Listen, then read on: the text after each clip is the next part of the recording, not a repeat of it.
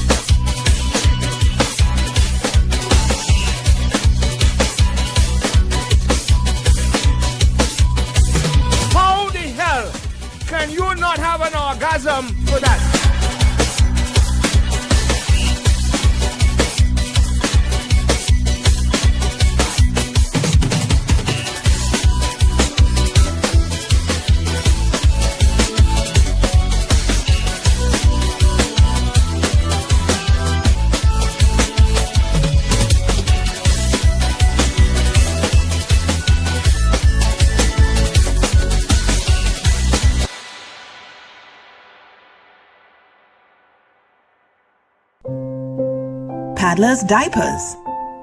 Paddlers for comfort, care, and cost. Absorbent, long-lasting diapers for babies and adults. I will only give my loved ones the best. Paddlers are available at Lanes and selected distributors. Lanes, the family store for value.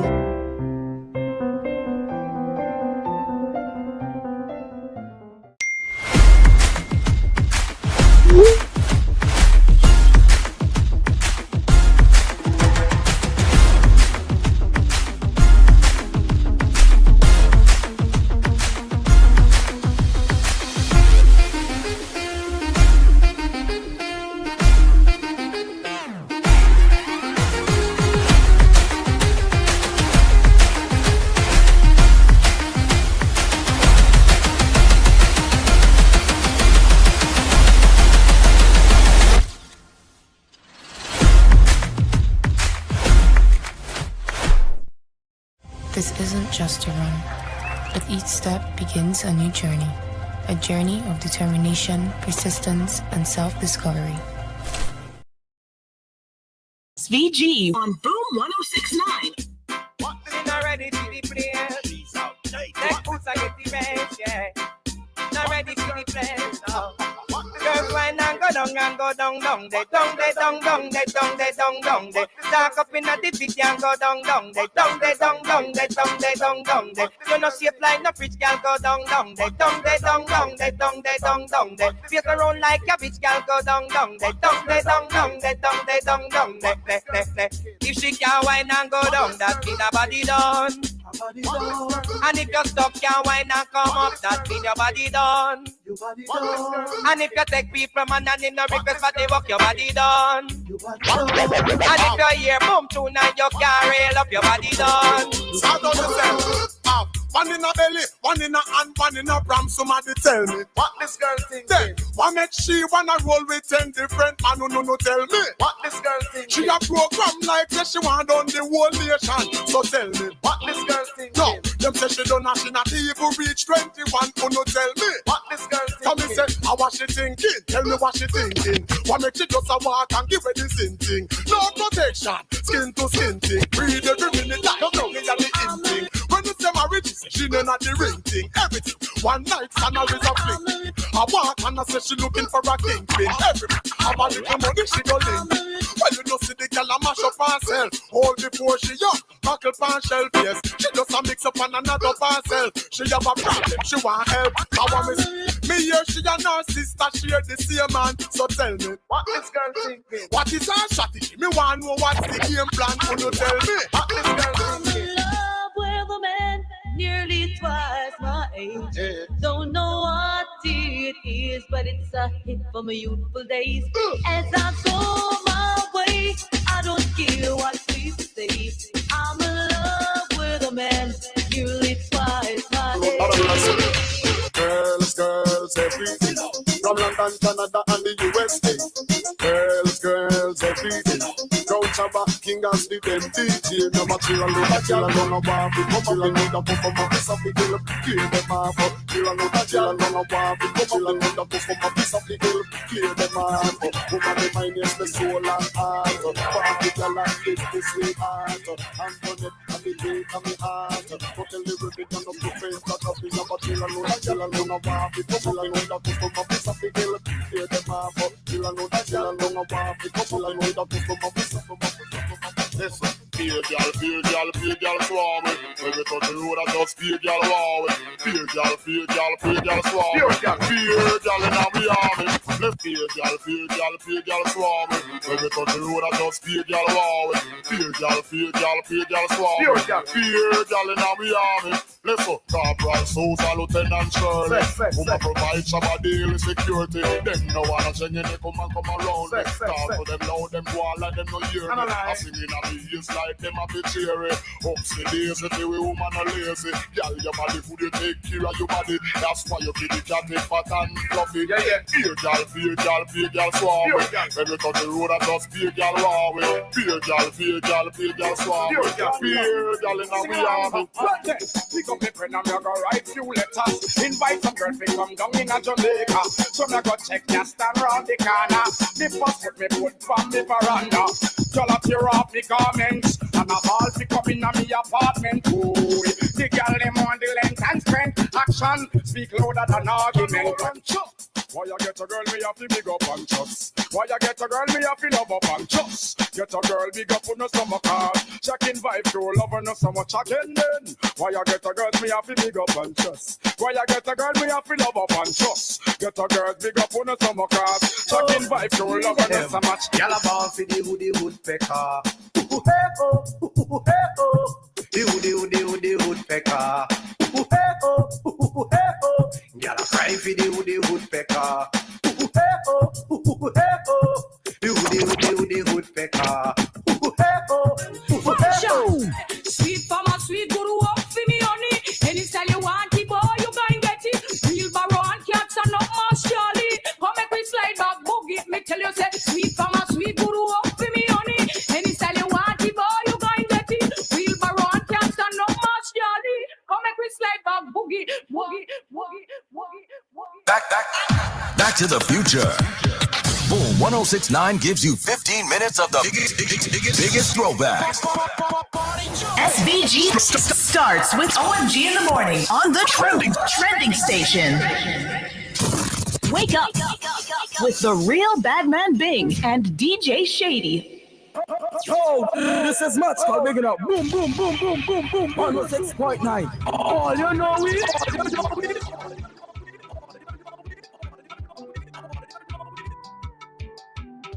All you know me. Rock it down. Y'all you rude and your attitude is a problem when you go down. And when you give me that freaky face, you just make me feel so dumb. I just have a request, put me up to the test. Nothing more, nothing less. Let me rock it down in the zest. Rock it down. Baby, don't take this the wrong way. There's only one thing I want you to do for me. Now bounce it down for me, baby. Bounce it down for me, girl. Bounce it down for me. Bounce it, baby. bounce it down for me, bounce it, girl. Bounce it down for me, baby. Bounce it down for me, girl. Bounce it down for me, bounce it, baby. Bounce it down for me, bounce it. And then you go down low, go down low, go down low, come up slow. Baby girl, you're too bad. And then you go down low, go down low, go down low, come up slow. Baby girl, you're too bad. Sweet melanin with the Birkins. You know I can't get enough of that reversing. So take me now as I am, and you know I will never be no one night stand. So I just have a request, put me up to the test. Nothing more, nothing less. Let we rock it down in the zest. Rock it down, baby, don't take this the wrong way. There's only one thing I want you to for me. Now bounce it down for me, baby. Bounce it down for me, girl. Bounce it down for me, bounce it, baby. Bounce it down for me, bounce it, girl. Bounce it down for me, baby. Bounce it down for me, girl. Bounce it down for me, bounce it, baby. Bounce it down for me, bounce it. And then you go down low, go down low, come up slow. Baby girl, you're too bad. And then you go down low, go down low, come up slow. Baby girl, you're too bad. People wicked, some of them love to do you bad. They tripping, cause the only man I face God. And let them know sometime it ain't worth it. The more the negativity, the more the curses. So take it people and let me do the thing. The more we work together, you know we going. It's not a warning, but a statement I'm making. It's a circle we live in. I had to tell you, cause come on. If she get you, she's happy. What you get, you have to take. What you give is what you get. I said to do good by you and do good by people. To make the universe man. Yeah, do good by you is good over evil. To make the universe man. Yeah. Come never do me nothing. Can't say the same about people. Come never do me nothing. Can't say the same about people. People bad mind me and call up me name. Come never do me that yet. People violate and disrespect me name. Come never do me that yet. That's why I choose come over people. Run over them. Come over evil. Run over them. And I don't want no friendly and commission already. Filthy people fed up and selfish. Remember you can't see real. Honest real. Robbers. Captain! Set the sail! Set the sail! Set the sail! Set the sail! Wild pussy! Wild pussy! Wild pussy! We got gun! We got gun! We got back wet! We got Jana. Why is that, Shady? Why is that, Shady? Why is that? It's Wednesday morning, folks, and you know we don't give two damns on a Wednesday. Not one. We don't give two damns. Tell me, Captain, let's go. Set the sail. Set the sail. Set the sail. Wild pussy. Wild pussy. Wild pussy. We got gun. We got gun. We got back wet. We got Jana one. Me get wild pussy. Wild pussy. Wild pussy. We got gun. We got gun. We got back wet. We got union. Me get it. Wild pussy. Wild pussy. Wild pussy. Wild pussy. Them Southside girls say them want send me. Then say come and bet with you go get whale pussy. So I jump in a speedboat, me and Ochi. From we touching at the harbour, it's whale pussy. Southside, whale pussy. Harbour, Whale pussy. Friendship, Whale pussy. Whale pussy. Clifton, Whale pussy. Ashton, Whale pussy. Kingston. Whale pussy. We got gun. We got gun. We got back. We got Jana one. Me get it. Whale pussy. Whale pussy. Whale pussy. Where we got gun. We got gun. We got back. We got union. Me get it. Whale pussy. Whale pussy. Whale pussy. Met this girl from Sandy Bay, say she just moved on back with. So I take her to the beach, me get whale pussy. Meet this girl from Camden Park when she went. Tita boy, you don't get any whale. Me get whale pussy. You don't go whaling. You don't go whale watching, Tita. Shut up. You don't go whale watching. You don't get any of that. Whale pussy. Winston. Well, pussy, we going down. We going down. We going back. We going down. Let's check the live. Let's check the live. Let's check the live. George Valentine, buddy. Good morning to you, buddy. Buenos dias, George. Winston morning, Winston. We got union. We get. Winston said no whaler on his bill. As I am back quick. We'll see. Set the sail. Set the sail, Winston. Set the sail. On the whale watching we doing these days. On the whale watching. Shady, buddy. Listen, buddy. Boy, I need some pain here still, boy. Oh, gosh, boy. Lyndon, boy. Lyndon, you're a horrible human being. How are you, Shady? I thought I'd been a bad child. What? I thought I'd been a bad child. You're getting breakfast 2 days in a row.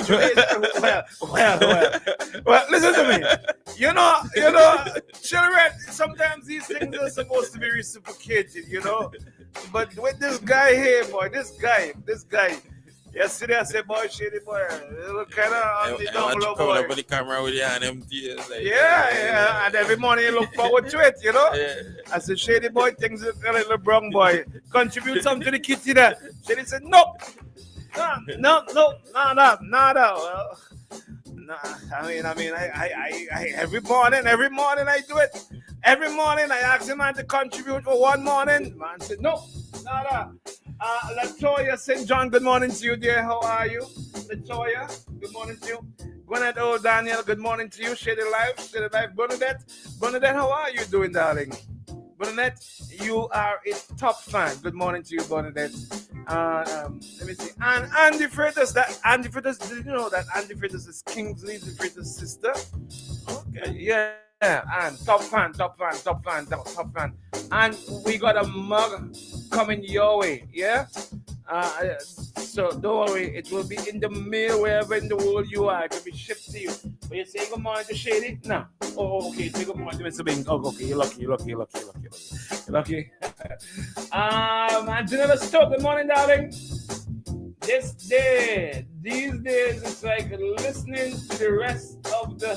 Oh gosh, Anjanella, no baby. You see, same thing Winston said yesterday, and that same thing. One day, oh, they love me. Anjanella, you see, I don't deal with people. I don't deal with political parties, Anjanella. I deal with issues. On OMG, it's about issues. It's not about party. It's about issues. Yeah?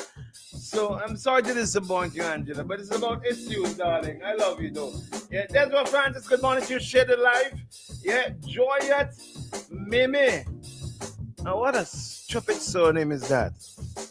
Have you ever heard of this stupid surname, Mimi? Mimi, you know that name before? That's a dude. I've never heard of more stupid surname in my life. Mimi. If I was Mimi, I would go to some lawyer and get a deed poll and change that name, Mimi. I mean, what a horrible, disgusting surname. I would be ashamed to even write that. I'd be ashamed to even write, let anybody know that is my surname, Mimi.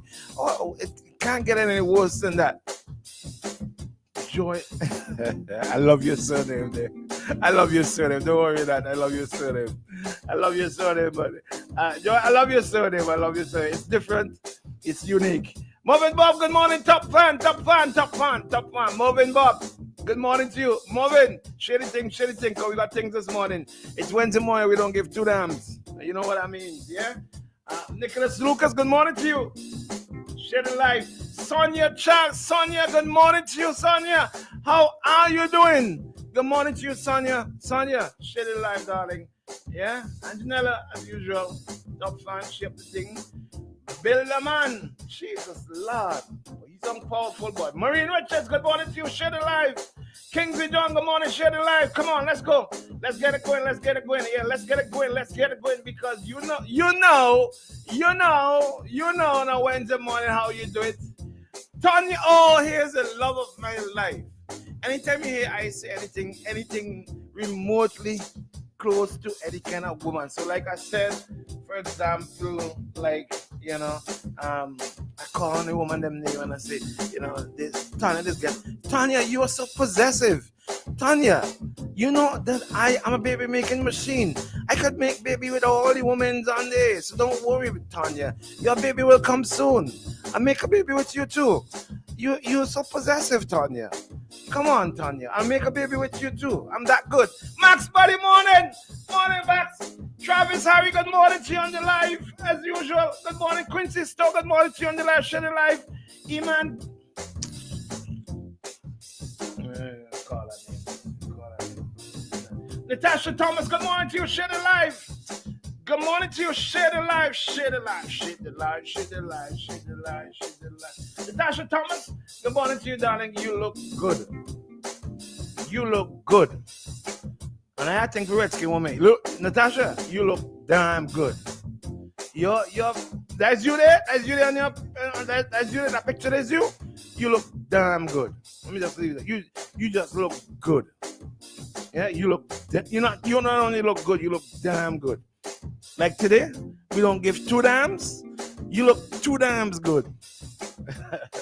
Leroy Chucks, good morning to you. Share the live. Blessings. Share the live. Share the live. Share the live. Share the live. Share the live. Share the live. Yeah? Share the live. Tanya said you still couldn't make baby. Tanya, what is wrong with you? Tanya asked me if I could see back baby. Tanya, Tanya. Asbert, good morning to you. Asbert Williams, ANN, the man who come in and getting people upset with the political parties. One morning drop a poll, let's say this, the next morning drop a poll, let's say that. Have you been seeing the polls them? Asbert. And you know people think that it's Asbert who's actually doing the polls. No. The company who's doing the polls, sending the polls to Asbert. Right? And Asbert is just publishing them. It's not Asbert who's doing the polls. All right, it's not Asbert News Network, right? The company who's doing the polls are sending them to Asbert News Network to be published. So they don't fight up and beat up on Asbert, okay? Leave Asbert alone. Leave him alone, yeah? Ezekiel Simmons, good morning to you. Share the live. The church happy with what's taking place in this country. Sorry. Alison Grant, good morning to you, darling. Share the live, share the live, share the live, share the live, share the live. Let's get busy. Let's get busy. Share the live, share the live, share the live, share the live. Alison, you're my honey. So let's get busy. Let's get busy. Make a baby. Share the live, share the live, share the live, share the live. As per usual, you know, we just normally bring our coffee. But we just have to have an extra strength of caffeine, an extra of caffeine. So we're gonna drop that with Hamo. He's gonna call just now, and then we're gonna get at 7:30. Chester's questions. You got Chester's questions? You got it? You received it? Don't forget to Chester boy. I'm here, boy. Oh, it just came. I just saw it. Yeah. Let me send it to you. Yeah, let me send it to you one time. Boy, Tita boy, go hold your basement where it's doing. I see you there. You should be ashamed to put them videos there down in a basement there in fact. Anyway, Tita, all they have to go in basement now to all your parties because all you know Trump I used to be looking for you. So all they hiding down in some deep dark basement. See all they are in party. Tita, why don't just come home and leave Trump country alone? Come home now. Tita, come home. Leave the man country alone. Come home. Good morning. Good morning, Brother Big. Good morning, Brother Hammer. Good morning. Let's go. Yes, please. So, thank you for this opportunity. Again, I just want to say that, that I want to read two little items here so to give the public, because and I'm sending these documents to you, and I hope you could send them to the people who question me, because I wouldn't come here unless I have facts. Send it to Trump too. Well, the thing is that, for me,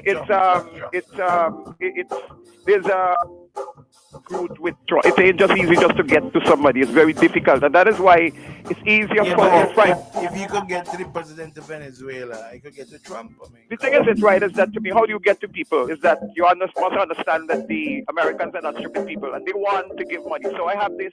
I'm going to just read these two items so you have an idea of what is going to happen to St. Vincent and those countries who literally mess with the Americans. And I'm saying, hey, the Americans want to help St. Vincent, and they're helping countries. So let me read this one first, and then a second one. Just a little headline to the second one and come on. Because for me, I'm not in any games with it. So we are in a very dangerous situation. In front of me, I have the growth coming from CLAC. That is a very credible economic commission in Latin America. And let me give it 22 because for me, it has gotten worse after 22. So the GDP growth, Guyana top the heading. Then you have the Bahamas, 8.5% growth. St. Lucia, 8% growth. Antigua, Barbuda, 7.5%. Barbados, 5.9% growth. Belize, 5.8% growth. Dominica, 5.7% growth. I mean, these countries in the Western Islands are doing far better. You notice up to now, St. Vincent got St. Kitts and Nevis, 5% growth. Grenada basically saw a little drop, the 3.7% growth. Up to now, you haven't heard St. Vincent yet because Gonzalo is the best in the Caribbean. And I keep, for me, if you had me as the opposition leader, you would see Gonzalo don't fall because for me, I don't know what the hell Friday them doing. Trinidad and Tobago, 3.7% growth. You see that Trinidad, one country with oil, they are down at that bottom. And for me, once they continued with the PNM, they would have gone worse because PNM is not democratic, no rule of law. They run the country just like Venezuela and Gonzalo. Jamaica, 2.8%. It's not a very strong economy. Again, these politicians, basically corruption, communism, authoritarian behavior, no accountability. They go against America, like if they're stupid people because you can't survive without America. You need America. It's the strongest economy in the world. More and you're going to do better than America because you can't go China.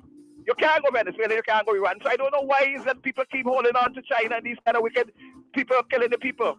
And you notice something I call St. Vincent. Jamaica 2.8. And St. Vincent to the bottom of the scale of 2.7 and Suriname 1.5. St. Vincent basically I see a negative growth. These figures are not correct. There's really no productivity. The next document I want to read is, let me just read this one for you. A pause in USA. This is from Mr. Gonzalez. No disrespect to you, sir. I can't call you Prime Minister because where you should be, what is happening in Trinidad should be happening in St. Vincent. A pause in USA funding to affect disaster preparedness and recovery system. Why should Mr. Donald Trump, which I want to, God bless him, give St. Vincent money with no, absolutely, and what I'm saying here, no police could come in my house again and lock me up. No accountability whatsoever. And the accountant general is also his family member, and the auditor general is not like Daily Saley. They don't talk, they don't give figures, they give bogus figures. They tell you the debt is 2.2 billion and 3 billion when it's supposed to be 6 billion plus. I am saying, for me, if the pause, Gonzalez acknowledging that is going to affect Gonzalez, you're late. Trump is not going to give you money when basically corruption is the order of the day.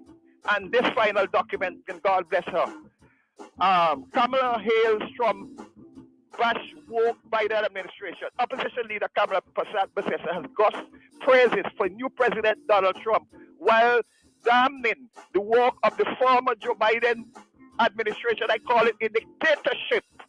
Has destroyed the economy, turned them in 37 billion in debt, borrowed money, printed money. It was the order of the day. And Trump did a far better job. Same thing, what is happening in Trinidad. Kamala Harris, when she was there, we are not interested in any big boy.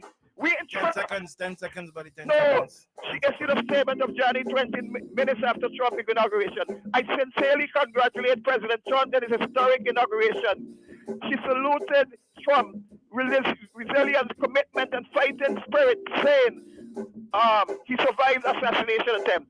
The previous administration in the U.S. had been a disaster, an economic disaster. I warning you all, prime ministers across the Caribbean, when you all play with America and you all get yourself in a situation whereby you have to pay 2.5% salary. You can't pay civil servants. You have to go in the treasury. You go to the bank and turn overdraft and destroy it. You all have big cars. NDP, you all fat like crazy. When you all on the election and show election, I warn you all, with America, do not make that decision and make us have to starve, Everybody. God bless you all very much. Thank you for your time. I love you very much. Love you, my brother. Love you. Lord, can't start without him. That's my coffee. That's my caffeine in the morning. See something, say something. Let's go, Shady. See something, say something. Remember we got Chester's question coming up at 7:30. We've got concert 7:45.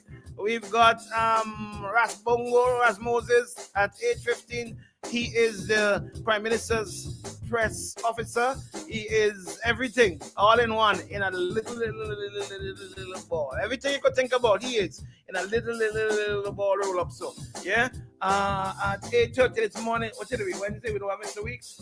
I don't know if we've got Pink Panther this morning, but if not, we're gonna carry on. I got some breathing space. I'm going to do some cussing. I'll cuss some people because I don't give two damns today.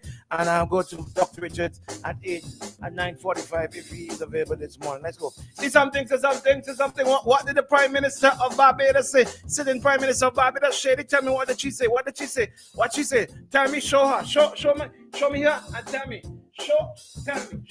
Tell me. If you see something, don't be afraid to say something. Don't be afraid. Don't fear them. If you see anything at all. NDP, ULP, government, opposition, see something.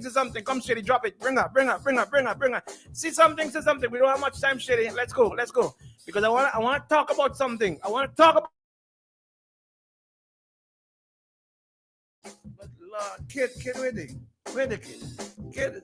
Kid, me and Motley can't be so hard to find. We play every living day. Huh? You can't find me. What's it? Somebody move it. Yeah. Well, Mario walking with you Albina, so you can move it. You get, you know what I mean? You get in the kitchen. Mario walking with you Albina. Remember, they don't pull in Mario. So Mario went and kissed the ring. So remember, Mario had to kiss the ring. This is a shame. You know what I mean? I don't know if it's by investment, but he went up in the Prime Minister's office and kissed the ring. So he move it. Yeah. So Mario really moved me, huh? Come bring me. Huh? 2 seconds. Mario went and moved me off the computer. The voices of accountability. They got to him. This beacon encourages every Bajan to speak up and take responsibility when they see something going wrong in this country. Say something. The voices of accountability.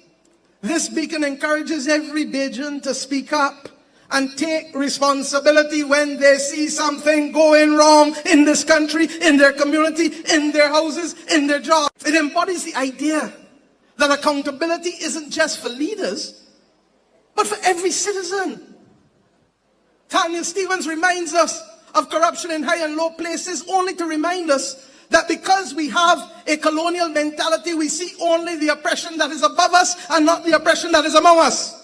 Creating a culture of silence in the face of patent wrongdoing is not just acceptable, it is dangerous and it is destructive.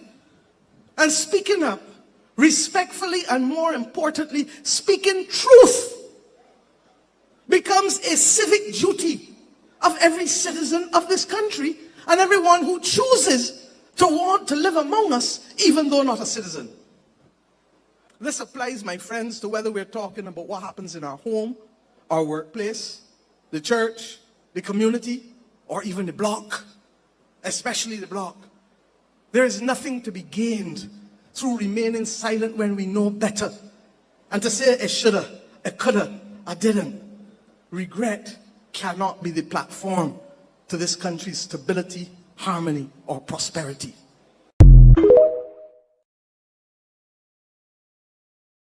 Something that you know not supposed to be happening. Say it. Capture it with your video. Send it to me. Because this segment is what you call see something, say something. So here what? Bring it, Shady. Bring it.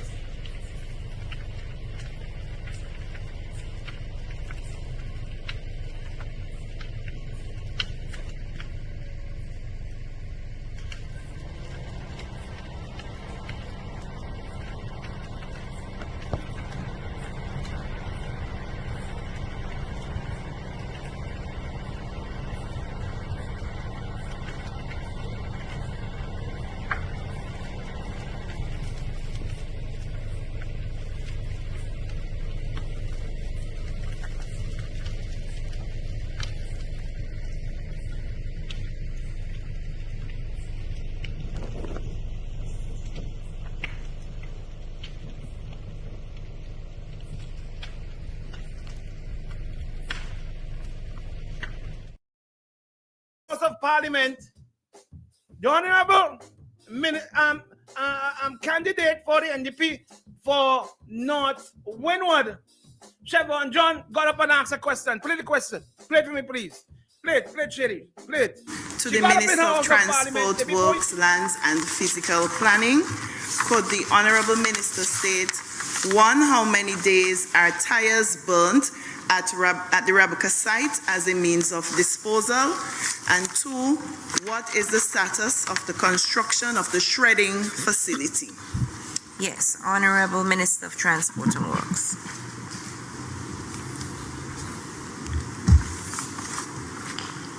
Madam Speaker, prior to 2001,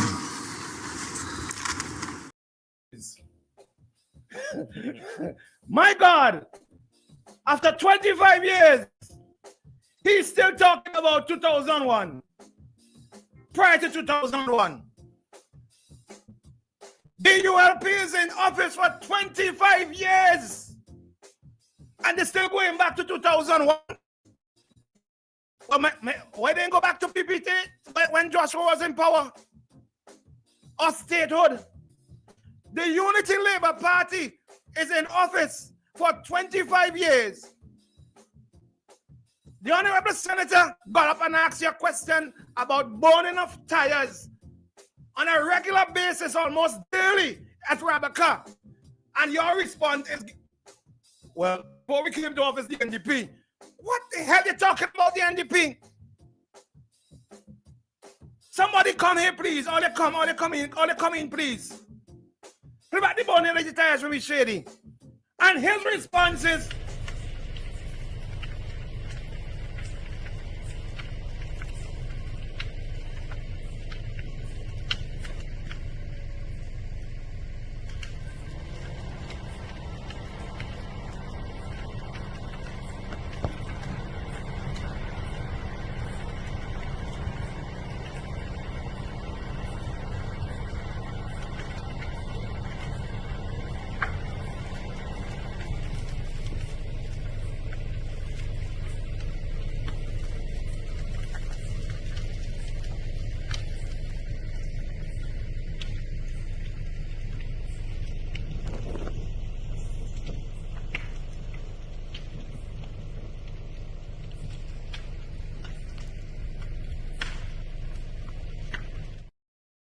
when the NDP was in office in 2000, when the NDP was in office in 1986, when the NDP was in office, my gosh, we have advanced so much for so long.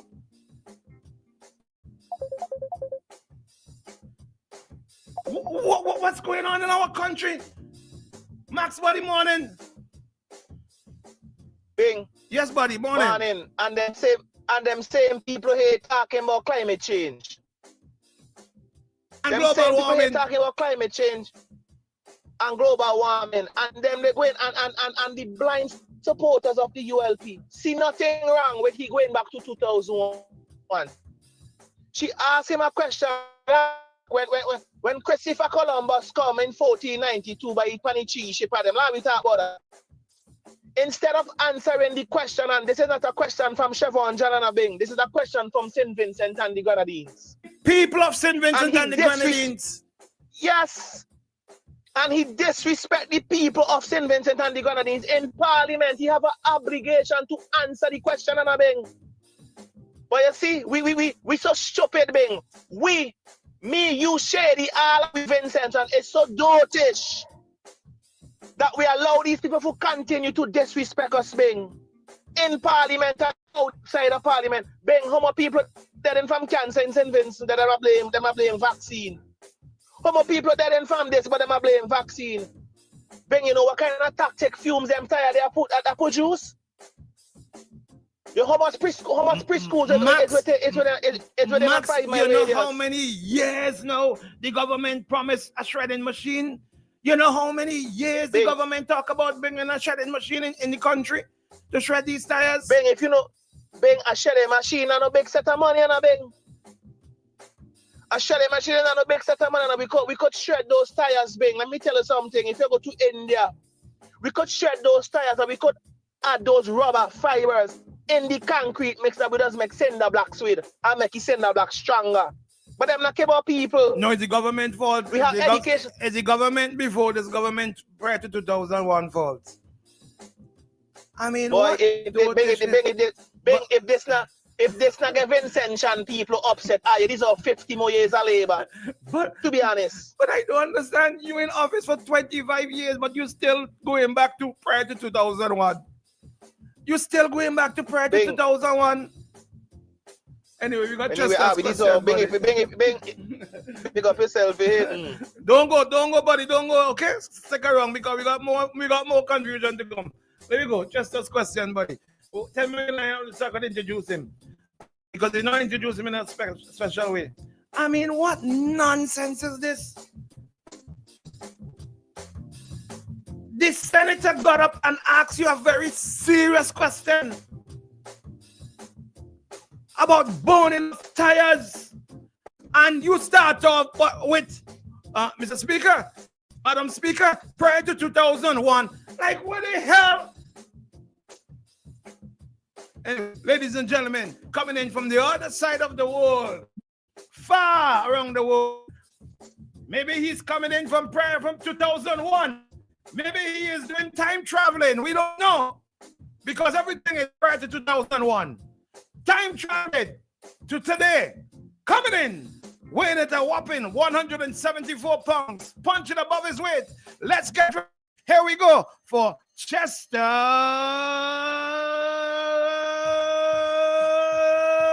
questions. St. Vincent, land so beautiful. With joyful hearts, we pledge to thee our loyalty and love, and we vow to keep you ever free. Do those words really mean anything to us? This is Chester's questions. That's a powerful question. It's a deep question. It's a meaningful question. Do those words really mean anything to us? We pledge to thee our loyalty and love. Those are nouns, loyalty and love. Vow is a verb. Remember what a verb is? An action word. It's a verb. You got to do something. Vow. It's not a noun. It's a verb. You have to act. We vow to keep you ever free. What is happening in St. Vincent and the Grenadines at the moment? We are in jeopardy. We are in agony. There is a crisis in St. Vincent and the Grenadines. Our anthem was written back in 1967 by Phyllis McLean Panett. Things have changed since then.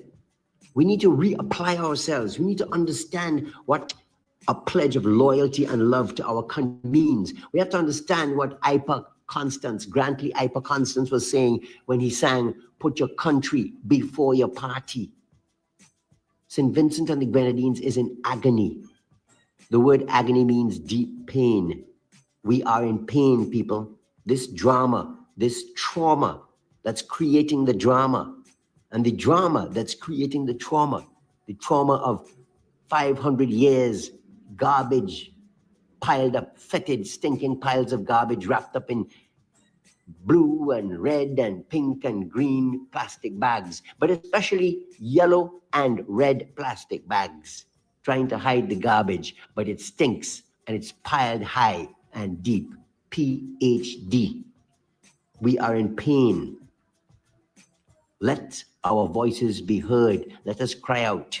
We are in agony. We are the agonists. In every drama, In every movie, in every story, there is a protagonist and there is an antagonist. The protagonist is the star, the one who is doing, the one who is pro, the one who is for the good. The antagonist is the one who is the bad boy. You know, and you need yin and yang, but they must be in balance. And right now, St. Vincent and the Grenadines is way out of balance. We're seeing a lot of red. And you know what happens when you see a lot of red? In the context of politics, it's danger. So we need to see a balance. Now there's a problem. Clearly, there's a constitutional problem in St. Vincent and the Grenadines, and it's showing up in many ways. The Constitution is not a piece of paper. It's not a document. It is, but it is also not. The Constitution is really about the people of the country. What we wish, our desires, who we are, what we say. And back in, what was the year? 2001? March 2001, or just leading up to that? The words were spoken. We will make the country ungovernable. In other words, we will make the country, we will deconstitution the country. We will make the Constitution sick. We will create cancer in the body politic. That's why we're in a deep crisis today, because in the beginning was the Word, and the Word became flesh and dwelt among us. You see, it's not just about Jesus and the Word of God. We are God, not I, not you, not he, not her. We, plural, together. We are one. But if we're divided, which is the whole modus operandus, from colonial times right up to modern massa, which is the politicians in power. Divide et impere, divide and rule. We are one people, we must come together. St. Vincent and the Grenadines, one country. Do not allow politicians to divide us, whoever they are. We are the Constitution. A constitution may be written down, it may not be written down. The UK Constitution is not written down, it's not codified. Ours is, but we are the people. We are the Constitution. I remember the late Professor Simeon McIntosh from the Grenadines, the Grenada Grenadines, born in, I can't remember which of the Grenadines, but I remember him being interviewed by Tony Regisford. What a wonderful interview. I learned so much from the late Professor Simeon McIntosh, Randy, they called him. Former Dean of the Faculty of Law, UWI, Cave Barbados. And he was at the studios of IKTV. And when Tony Regisford interviewed him, the man said, and I paraphrase, that the Constitution is about the people. It's a living document because it is the people's wishes, the people's needs, the people's lives, how we frame ourselves. And, you know, there's several books that Professor McIntosh wrote. Caribbean Constitutional Reform, Rethinking the West Indian Polity. Kelson in the Grenada Court, Essays in Revolutionary Legality. Fundamental Rights and Democratic Governance, Essays in Caribbean Jurisprudence. West Indian Constitutional Discourse, A Poetics of Reconstruction. How many of those books have been read by our luminaries Vincent and the Grenadines? How many of those books have been read by citizens in St. Vincent and the Grenadines? We have to understand, learn from those luminaries who have written and studied it for us. And thank you, Tony Regisford, for interviewing the late great Professor McIntosh, Simeon McIntosh. I learned something from that. And we need to learn from each other, not from one man, from many men, from many women and men. So understand, St. Vincent and the Grenadines, how is your constitution? How is your body politic? How are you feeling? Are you feeling joyful? Joyful hearts we pledge to thee. Are our hearts joyful? Now the Public Accounts Committee, there's a constitutional crisis. What is the Public Accounts Committee? It's nothing new. Public Accounts Committees exist specifically to examine the administration of a government. The purpose of a Public Accounts Committee is to scrutinize, examine, dig up, look carefully, look again at the government's financial accounts. It is the duty of the opposition to do this. The Public Accounts Committee's function and purpose is to ensure that our money, taxpayers' money, that all monies for which the government has a fiduciary responsibility, that the government is responsible for managing honestly and respectfully to the people, that these monies are used efficiently, effectively, and economically. And the Public Accounts Committee, led by the opposition and the leader of the opposition, needs to be presented to the people of St. Vincent and the Grenadines. People of St. Vincent and the Grenadines, we need to be aware, alert, awake. Christ have mercy on all sleeping things. Derek Walcott. God have mercy on us in St. Vincent and the Grenadines. Wake up, people. Take peaceful, proactive response, action. Those who know need to act. We are the actors on the stage at the moment. This is the appointed hour. Vendors, farmers, nurses, doctors, lawyers, teachers, students, sanitation workers, civil servants.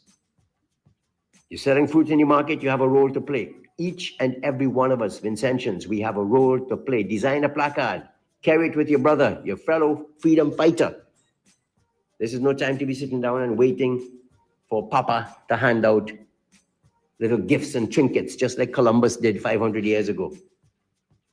No. We have to wake up. We have to wake up and realize what is going on.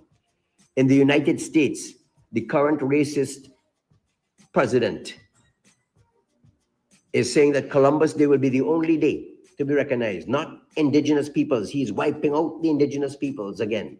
And in St. Vincent and the Grenadines, we have our own constitutional crisis. We have our own problem.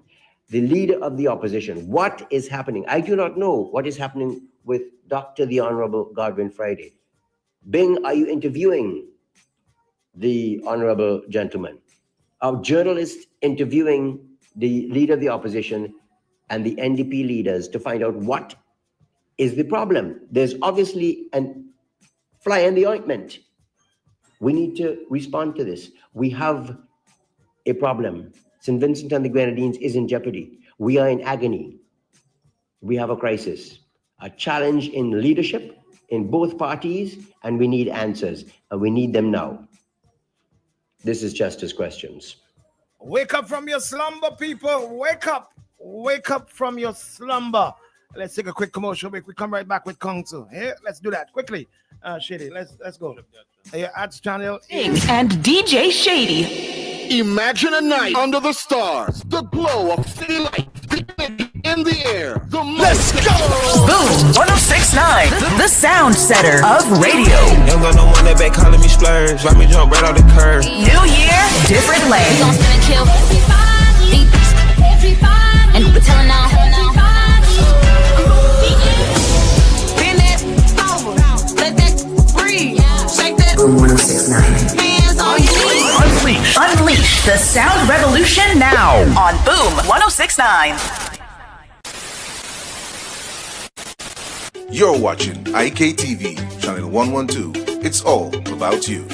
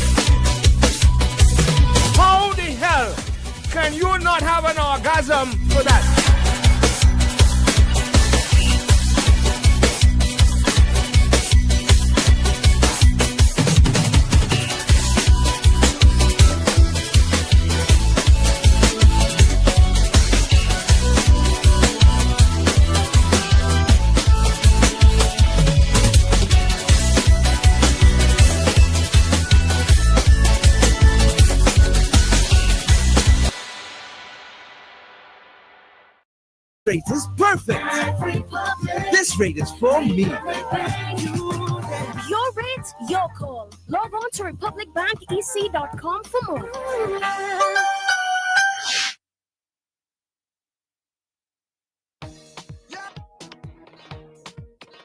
Kong says back said before we bring him, let me just let you know, Canada One, it's lights it up. Digicel is giving you a chance to win a brand new, hang on, stove. Yes, you heard that right. I said it right. I didn't make a mistake. Digicel is giving you a chance to win a brand new stove in Canada One. All you have to do is activate a 5-day Prime Ultra plan or higher, and you will automatically enter to win. Just imagine upgrading your kitchen with a brand new stove. Cooking your favorite meals has never been this exciting with a brand new stove. Of course, oh God, so Shady, I know your partner. Come here, Shady. I bet you ain't Shady. Come here, Shady. Oh, they go him just now. Come here, Shady. Yeah. Only visit Digicel store in Canada One today to get started. Stay connected and stay winning with Digicel.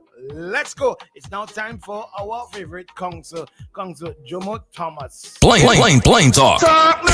Plain talk with Jomo Thomas. So much things to say right now. All you talk now. On OMG. All right, let's bring him in. Let's bring him front and center. Bring him right up to the top. Good morning to you, council.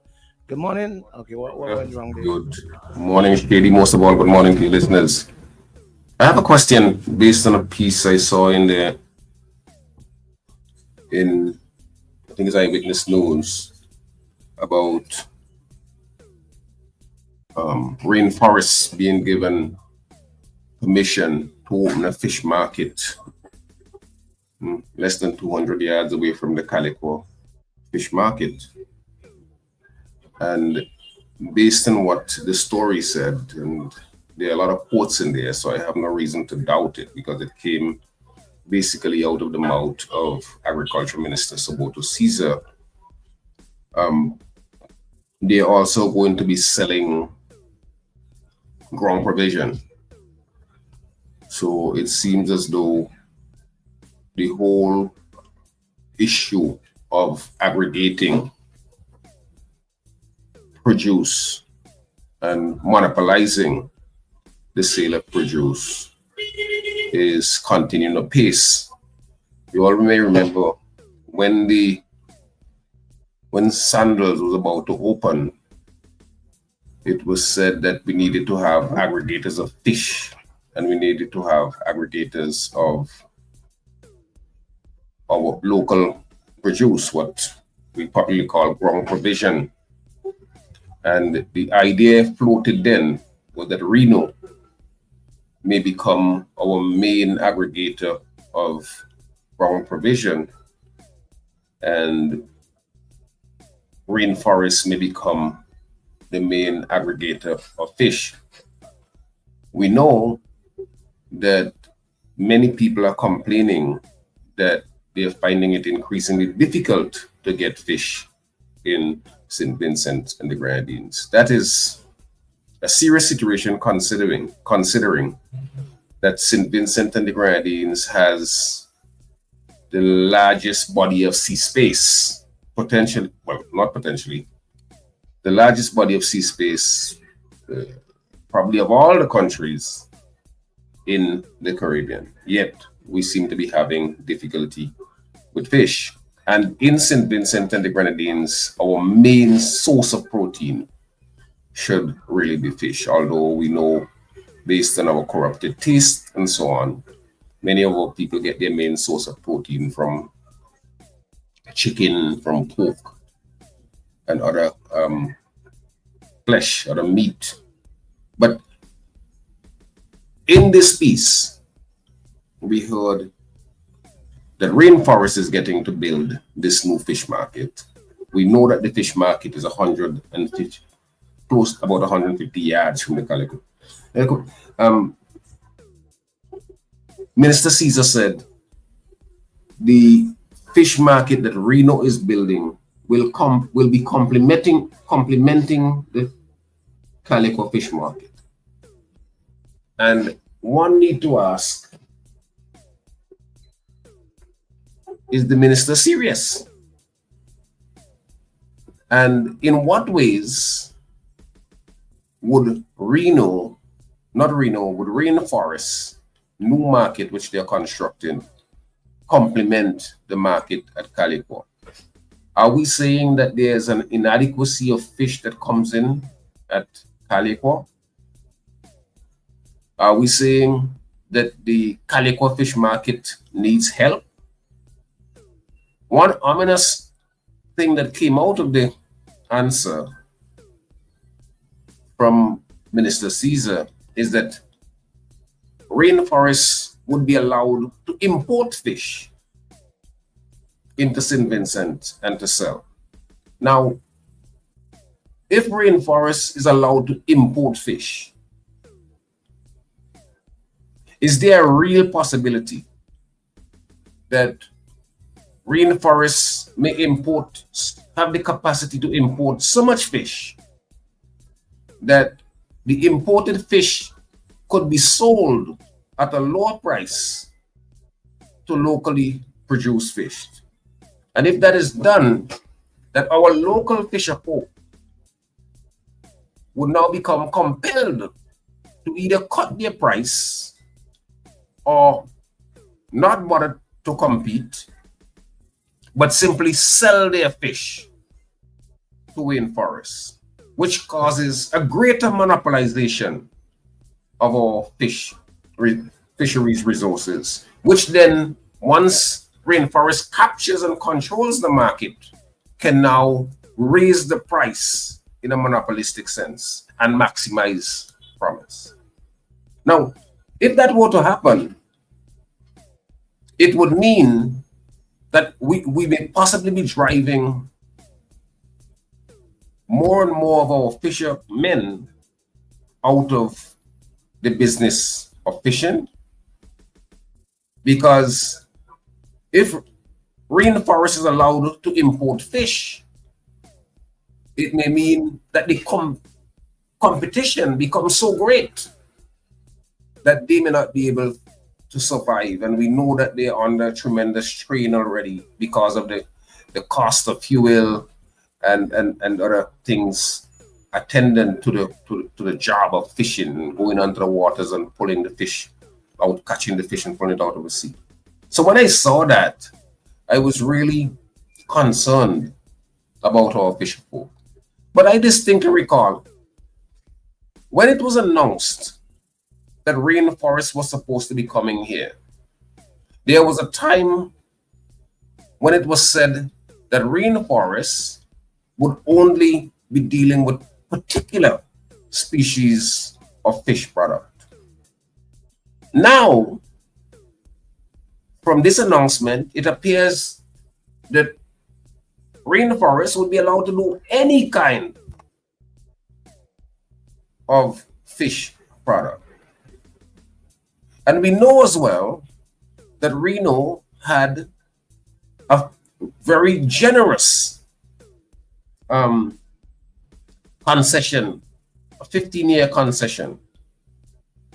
And they are now given greater opportunity to intrude into the market of St. Vincent and the Grenadines. And this could only be to the detriment of Vincentians, fishermen, even people who engage in agriculture, because if Rainforest is now aggregating and selling, and I had to laugh when I read Minister Caesar, a brother who I like very much, saying that, you could now do a one shop for your pot at Rainforest. So what happened to the ladies who are sitting just outside the Calico fish market and who sell wrong provision, Tanya, Dasheen, Edo, plantains, whatever? What happened to them when Rainforest is now selling the same things that they are selling? The aggregation, which was celebrated by the Prime Minister, and which seem to be the new mantra for this government, would have a negative impact on ordinary Vincentians, small business people, small entrepreneurs who probably have $500, $600 worth of produce and looking for a sale. And if you walk around Kingston, you would be amazed at the amount of people who would stop you and ask you, well, mister, give me a sale, please. Whether they're selling beans or plantains or edos or what, people are literally begging for a sale. So if we allow for this greater aggregation, and Reno and rainforests are now pulling all of this together, it may create even greater pressures on our citizens who are under extreme economic stress at this time. But it is kind of apparent that the government does not have regard for that. But more than that, to go to the politics of this, is this policy and other policies which I will get into in a minute intended to end the political future of Soboto Caesar?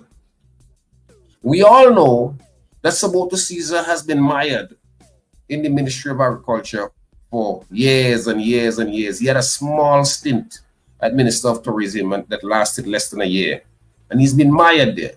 And I say mired because the government has said that agriculture is not the way of the future, that tourism is the way, and economic development is the way. But Soboto Caesar does not have tourism as a ministry.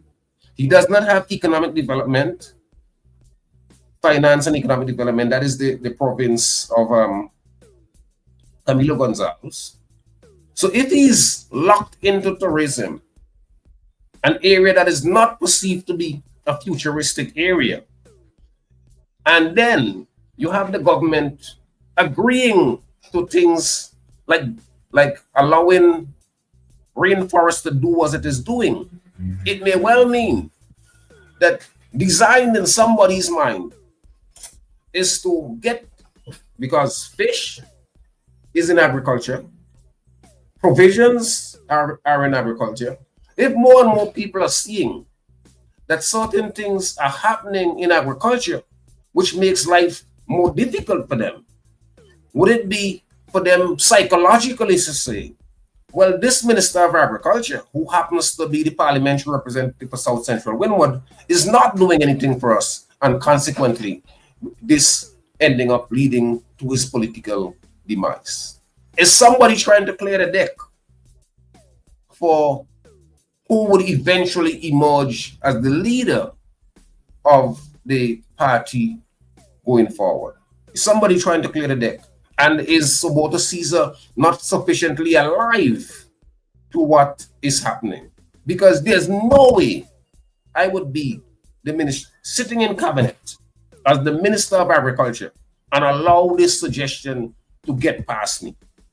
And then to have me come to the public to explain, to say that it's going to be complementary to the Calico fish market. There's no way that is going to be complementary. It's going to have a negative impact on the Calico fish market. In fact, there was some rumors some time ago that the same rainforest wanted to take over the Calico fish market.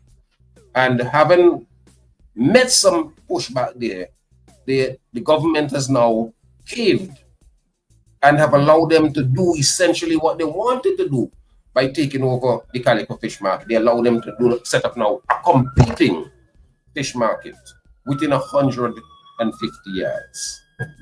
So, my brother Soboto, by not vociferously opposing this, and I'm assuming that he did not, and then to come be made the point man in explaining it, may essentially be digging his own grave, because he's now pushing something that may be impacting the very people who he has designed the ministry to assist. And I'm talking here about agriculture, the production of goods and fisheries. Two areas where this this rainforest project will clearly impact in a negative way. And when we look even further at the broader politics, we heard some time ago that Saboto Caesar is supposed to be the person who heads up the task force to deal with Trump's tariffs. Now, what would that do? What is it doing? One would think that somebody who is more in dealing with economic development and economic affairs may be tasked with that. But because it's such a non-job,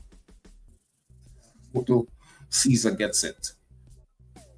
And I think that's the way we have to look at these things. There's the politics of it and there's the economics of it. The economics of it is that to allow rainforest to do as it is doing is a problem for local fisher folk, is a problem for persons who buy and sell agricultural produce. And unless we begin to see things in these ways from an economic standpoint and from a political standpoint, it also affects and flies in the face of the notion that Saboto Caesar is one of the persons whom the party sees as a prospective leader. Maybe that's just rhetoric, but basically what is being done is an attempt to undercut Saboto Caesar, which may well spell his political demise, which would clear the deck for other persons who are more favored by the Prime Minister to emerge as the leader of the party going forward. Bing Joseph, that's my take for this morning. Are you there?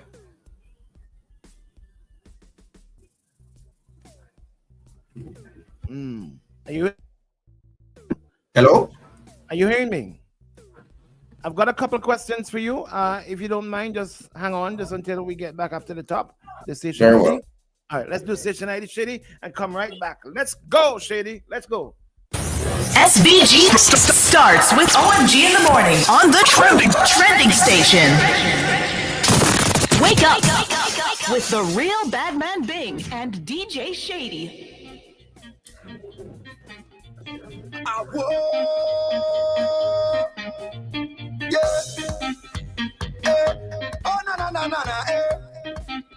Boom blast, as I bust the door is a movie. Plenty sexy gal looking groovy. It's like so much of them on Tuesday. My God, the gal them unruly. As I reach the bar I meet Susie. Then she introduced me to Rudy. She showed me something to control me. If I say what I see, they might sue me. Hey, hey.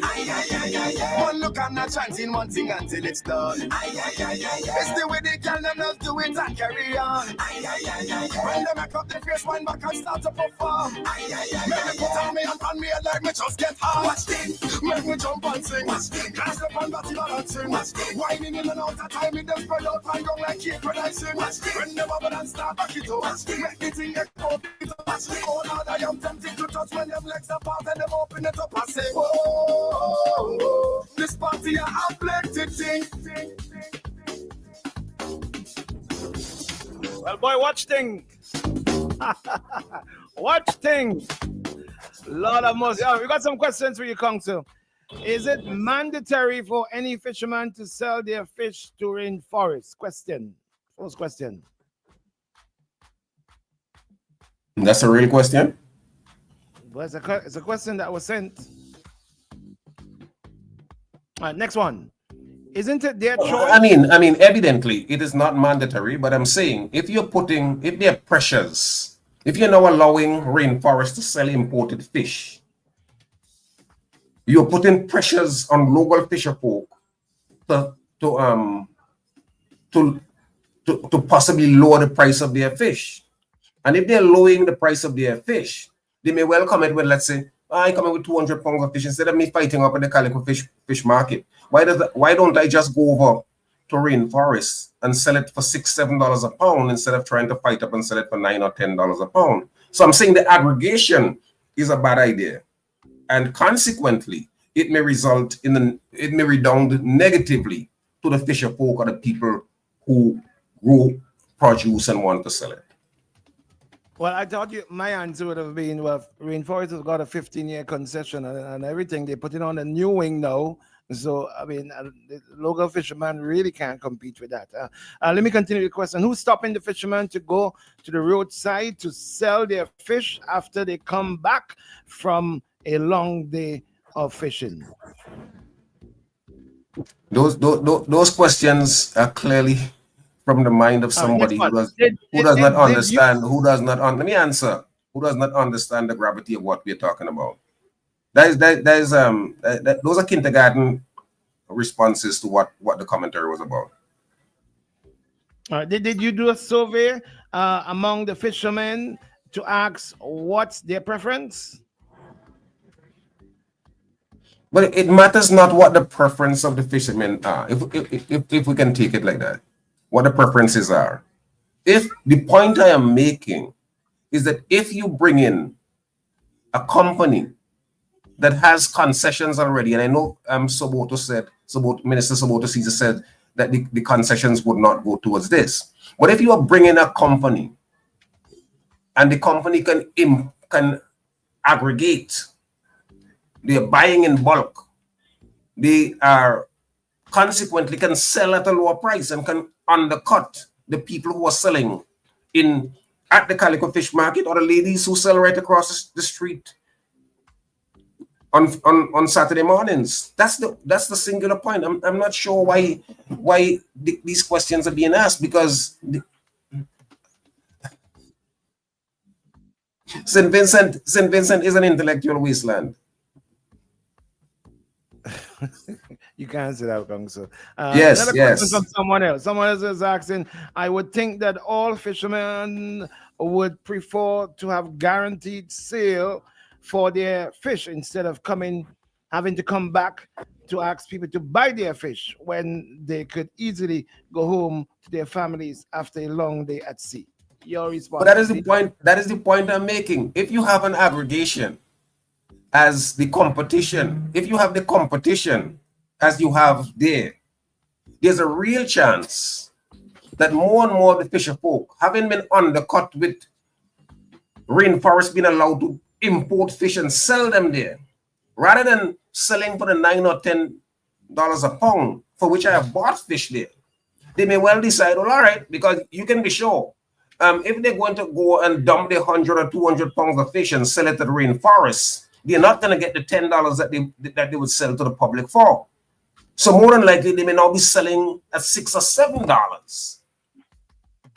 So the fisher folk would not be getting as much money as they can get if they decide to sell their fish in the Calico Fish Market. But I'm not so sure why Vincentian would argue that, oh, you know what we need to do, because ease is not necessarily comfort. I can tell you as a jogger, it's more difficult to run up a hill.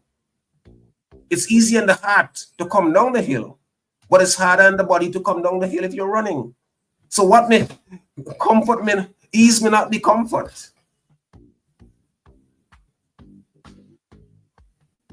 All right, got you. Another person is saying, once a fisherman gets a fair price for their cash, what is wrong with that policy? Absolutely nothing is wrong. Let them get the fair price. So at that rate, right, we would give away all of St. Vincent. We wouldn't want no local entrepreneurs because foreign people can come in and sell at a lower price. We wouldn't want any local industry because foreign people can come in and give equal service. Now, how is that for our consciousness about a nation?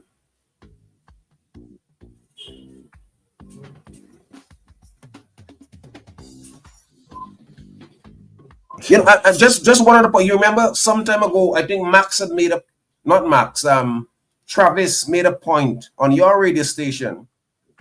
Was it on your radio station? It might have been my program, where he was saying that he was trying to build a business. No, it's right there. Right. He was trying to build a business and they give him all kind of runaround. And he said, look, Rainforest is building this place within 2 feet from the road. And I had not known, because I pass there all the time and run there all the time.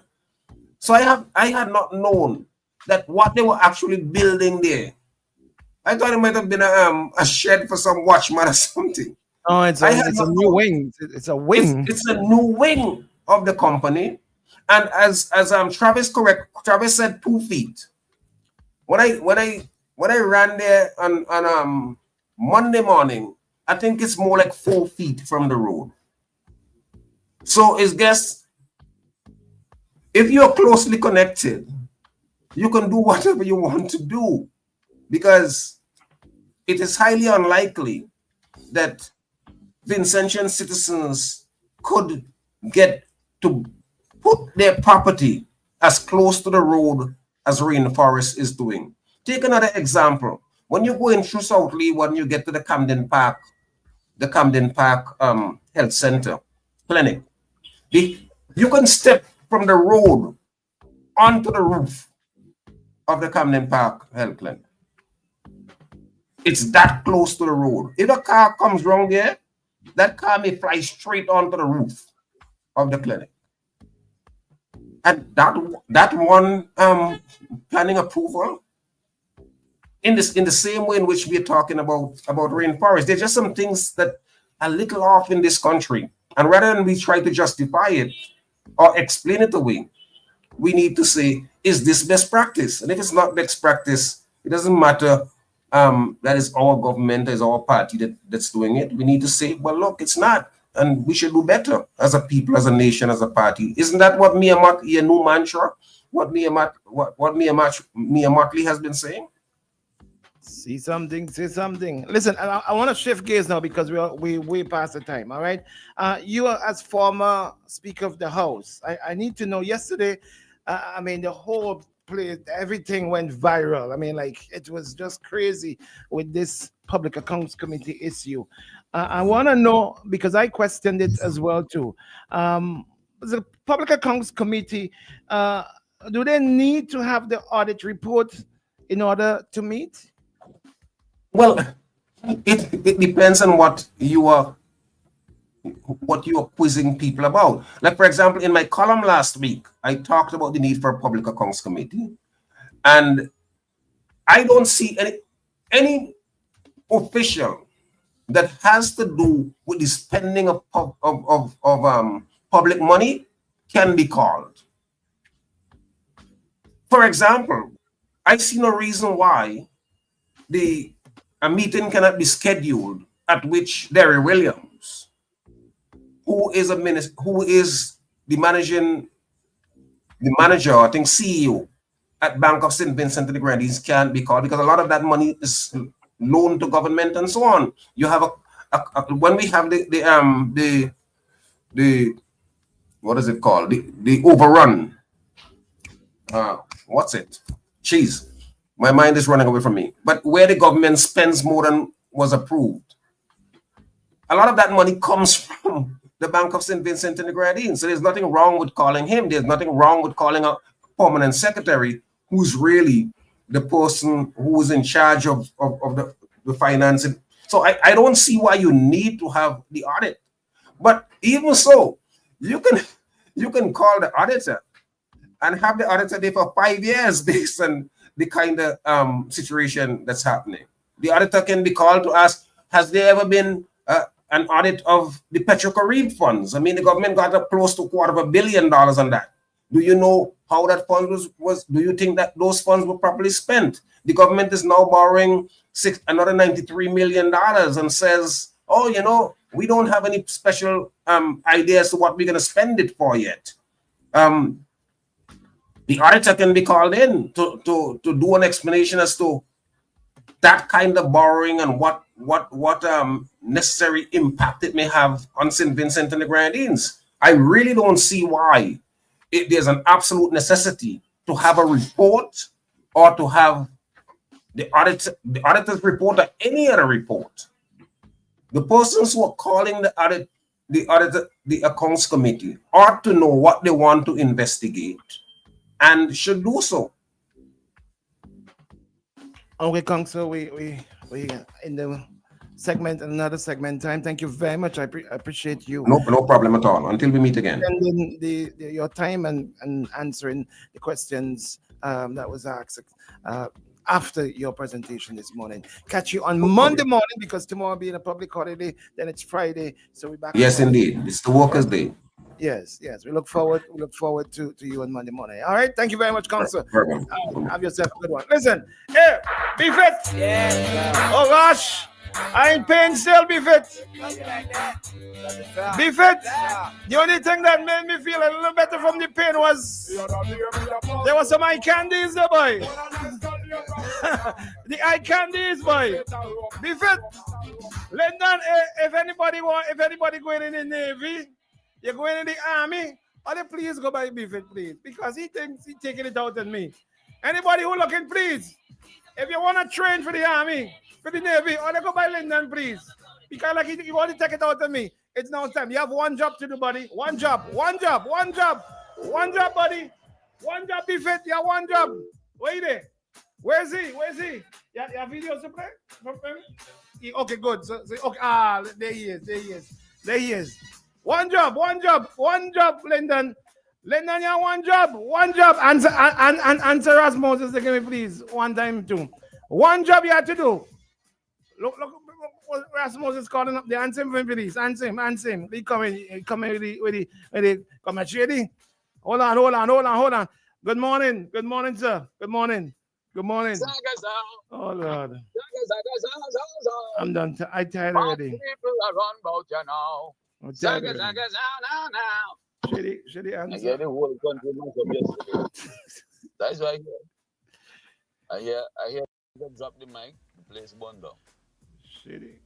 Come back, Shady, good morning, my brother. Morning. You get your house roof gone yet? Huh? You get your foundation gone up from your foundation yet? Shady? You still the foundation, and every morning, comrade Shady, and you comrade. My comrade. Typical voting cattle you are. They keep treating you like a voting cattle, and you're still going along. Watch you. My comrade, don't tell them your business, please. They will say you lick boots. They will say you're singing for your supper. Don't tell them your business, please. Tell them you live a road. Your family still living in the tent? Talk the truth. Tell them you live in a culvert. Your family still living in the tent because they helping you. And every morning, come on, Shady. I hear you over there. Yes, yeah. Boy, Jesus, Lord, boy. You're lucky, man. Is that Shady, they're going to send you home again soon now. Shady, they say it is really going. I bet you they're going to send you home again soon. Watch and see. They're writing up the letter right now. Oh wow, Bing, how you doing, buddy? I am doing well, my friend. I'm doing well. Yes. And no more confusion, please. And my phone didn't stop ringing yesterday. I can't deal with it, please. I can't deal with it. Leave me, let me go by being fit. Well, Bing, that is strategy for you. That is strategy for you, my brother. Strategy. We'll get back to that in a bit, but I wanted to just respond to this thing here. People are getting bent out of shape over this rainforest, with rainforest seafood. And there's a lot of unnecessary hysteria. It's politics, as usual. Whenever there is development in St. Vincent and the Grenadines, people who support the NDP oppositionists, they are against it. So we don't expect. So nothing is positive, really. We don't expect any better. And when you carry on with all this hysteria, it really doesn't bother people who know you and who know who you support and why you're doing it. People see right through it. So yes, it plays well with the base. It's red meat, and the crazy people can dance and enjoy the song. But the wing that rainforest building on the bridge, the wing that rainforest building that other people can't get planning permission to even remotely go anywhere near. to the road like that. What's the situation there? Could you tell me, please?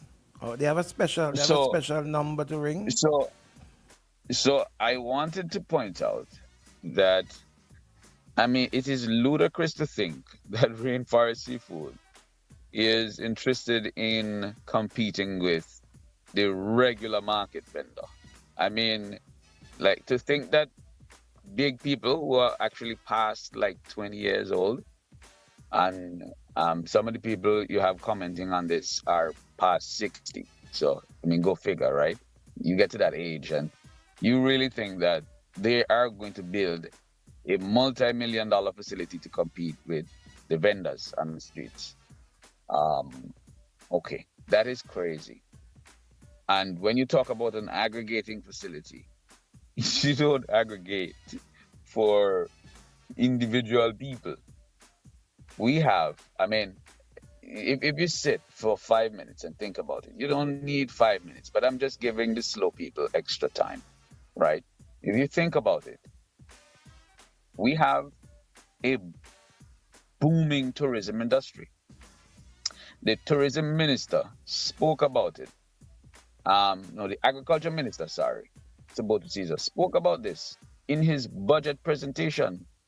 Was it the budget or the estimates debate? He said what we're doing is we're growing the population, because at any given time you have thousands more people on the country with which we need to feed. And since we have more people to feed, then the farmers have an incentive to produce more. The fishers have an incentive to catch more. And so there's more productivity, there's more profit on the offering for them. So to any logical thinker, it stands to reason that rainforests, what they're doing is they're trying to cater for the booming tourism industry, which 1 and 2 farmers cannot supply. Certainly not on a regular basis, because we don't have anybody producing on that kind of scale. So reinforcement be buying dashing and edibles and planting and all those things? So the farmers can sell to, the fishers, can sell to who they want to. And once they get a fair price, then it's up to them. Nobody's forcing them. Nobody's putting a gun to their head and say, you have to sell here, you have to sell there. By the way, rainforests, they haven't applied for any concessions for the retail store. But even since they got concessions, the concessions that rainforests got, they're entitled to, just like any Vincentian business who would go to any other country. In CARICOM country, including Jamaica, where rainforest is originally from, they would be entitled to those concessions. So we would like to have it for our businesses, but we don't want to. This is insularity, really and truly, we're promoting in St. Vincent and the Grenadines, you know. I mean, to hear this level of discourse in the morning when you just get up and you don't have your hammock coffee in the morning. To hear this kind of discourse is really disheartening. And I'm putting it mildly. You know? Any Vincentian who invests $1 million or more, just like rainforest, they will get the same concessions. I mean, the kind of infrastructure that's there. Are we saying that we don't want that kind of infrastructure? Like we should stay at one level. We should stay at one level for. You need cold storage facilities. You need huge cold storage facilities to supply these hotels, these large hotels. So who else is providing that? And what is rainforest importing? So the new wing that is being built, is that a retail structure? Rainforest is doing expansion. I thought expansion was good, but in St. Vincent and the Grenadines, business expansion. The same people who are falsely claiming nothing Agwan are also simultaneously and bad-mindedly is a word, that's my word, against expansion of any kind of business. You They're have, against you, sandals expanding. you have a great way of not answering questions. You know that? You just know. I don't know. With the school, they have not Let me of put it teaching like you how to not answer questions. The new structure that let has me put been it like built right on the let me bridge put there in it like Calico, is that a retail facility? I don't know. I don't know what it is. I have no idea. First time is that. Will you find out and get back to me? By the way, rainforests are allowed to import fish that they cannot source locally. So fish like codfish, saltfish, smoked herring, and all of that you don't get in St. Vincent, they're allowed to bring those things in. Salmon, and so on and so forth. And by the way, we already have people here who import fish. Most, if not all, of the large supermarket chains in St. Vincent and the Grenadines import fish. You know? So many of these large supermarket chains which import fish, which have fish right now on the shelves that are imported, they put money into the coffers of the NDP, and the NDP who make a noise have never ever made noise. They've never said, oh, this is bad for the fishermen and fishing industry. When the people who support us, who give us money, the same money they make from importing the fish and selling the fish, they gave you to campaign with. You don't have a problem with that. It's not bad for the fishermen. Go and look on the shelves right now. I challenge any one of you. Go and look on the shelves right now of the supermarkets that support and fund the NDP. See if you can find imported fish. And there's no outrage in the NDP over that. There's no concern for the fishermen over that. All of a sudden, there's a manufactured outrage because another place, rainforest, is allowed to import fish. But we've been doing it all the time. So where was your outrage then? And if we block rainforest from importing fish, should we also block all the people, all the supermarket chains that fund the NDP? Should they also be blocked? But I thought rainforest came in to buy fish from the local fisher folks and export and export, not to compete. But they are doing so. But they also competing. Rainforests currently employ over 40 Vincentians. Yeah, and that is all good, and we're happy for that, for the concessions that they're getting. But I thought that they were going to buy fish and export. Hold on, you sat down there and you let Jomo talk, right? Let me talk. Right, I provided you with facts. Let me answer. You talk. Rainforest currently employs over 40 Vincentians and currently buying fish from over 30 fishing boats. That includes, because the boat itself is not one individual, so it's over 90 individuals that are benefiting fishermen.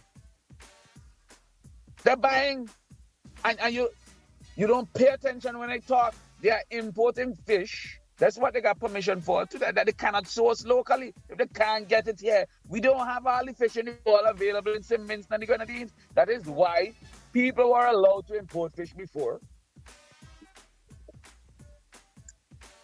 rainforest ever come to St. Vincent. But I listened very carefully at the launch of Rainforest, and it was said that their primary role was to buy fish to export, that they can get it and be on the table for dinner in Miami in the same day. All of that nonsense I heard. So now you say I did not doing that. But they also competing now with the local fisher folk. Are they not doing that?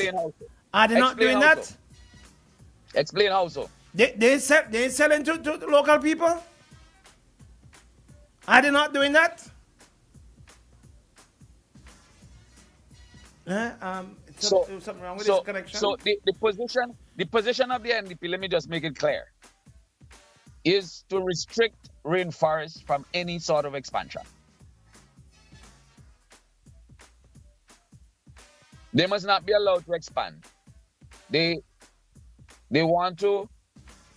said they're going to buy fish from the fishermen and they're going to export fish, which they are doing, they're still doing, they're currently doing. There's no problem with that. They said, okay, we see an opportunity here. There's a tourism industry that needs food. Turn on the music a little bit for me. We need to provide bulk for these hotels. Sandals, there's no fisherman locally who could supply sandals. There's no fisherman, there's no farmer, there's no fisherman locally who could supply sandals by themselves. That's factual. But you see, this is coming from a place where people want the tourism industry to fail. And it's coming from a place where people want sandals to fail. Who honestly want and tourism and sandals to fail? And it's the same people who want AIA to fail, the same people who want the port to sink in the sea. Don't preach nonsense to me. The same people. They want it to fail. And they're realizing that what rainforest is doing here is going to increase confidence in investors who want to invest in our tourism product. They will say, but yes, man, this is one less problem. This is one less issue. This is a resolved issue. We can source bulk food. We don't have to import it. We don't have to get it go through all the logistics to get it from Miami or wherever else. You can get it right here. Yeah, but what they're doing, they're cutting out the local businessman. The local businessman. Cutting out the local business. But I have a friend who have lost over $120,000 worth of business because that money is those shrimp and fish, they used to be sold to Mustique, and Rainforest came in and took that market away from him, which wasn't supposed to happen, which we were told Rainforest were going to buy from the fisher folk and export, not to compete with local business people. But are they not doing that? Well, are they not doing what? Are they not buying and exporting? Yes, but they're also doing things that we were told that they were not going to do. Who said that they were not going we to do? We were told that Rainforest's primary function was to buy and export, package and export. But they come in here and they're competing. But what is this about? Where is really? Wait. Shady, talk to your comrade. Let me tell you. But in addition to that, they're competing with the local businessman who are in the business as well, who do not get the concession, who don't have the 15-day concession. The local shrimp. We were selling local shrimp to the Grenadines. No, I said a local businessman of Ascension was in the business who had a contract of selling shrimp to the Grenadines. Not getting it, not farming in St. Vincent. They bring in Rainforest came and cut that out. Rainforest came and undermined him and start bringing in the same shrimp at a price that he can't compete with. Because Rainforest have concession, he doesn't. And took that market away from him. Now, that wasn't Rainforest's mantra. Rainforest's mandate, as we were told, was to buy from the local fisher folk and export. Bing. Yes. Bing, you are basically saying that as a government, St. Vincent Grenadines government, which is not communist, which is not authoritarian, we are to tell Rainforest, plain talk, dirty manners, as the country folk would say. This is all you can do. You cannot expand. No. Is that what I'm getting from you? You're supposed to tell them, stick to what your contract states. Stick to what you came and you agreed to. What contract? How did What Rainforest get? contract? How did they get the 15-year concession? Just like Renault, eh? Did Renault come in to do aggregator work for farmers, or he came in to mine quarry and sell zone? Yeah, but Bing, so long as they are doing what they said, this is not a case where they have switched away from what they intended to do originally. They are doing that. They're buying from the fish. I just outlined to you. There are over 30 different fishing boats that sell regularly, daily to rainforest. They're packaging daily. They're shipping. They're doing all of that. This is expansion. So you're saying they must not expand. That is what you're saying. This is the same communist dictatorship behavior that all preach about every day. But y'all don't believe in it. Because when it benefits the country, you want to be dictators. All this is bad mind. All this is bad mind. Renault decides that he will aggregate from the farmers.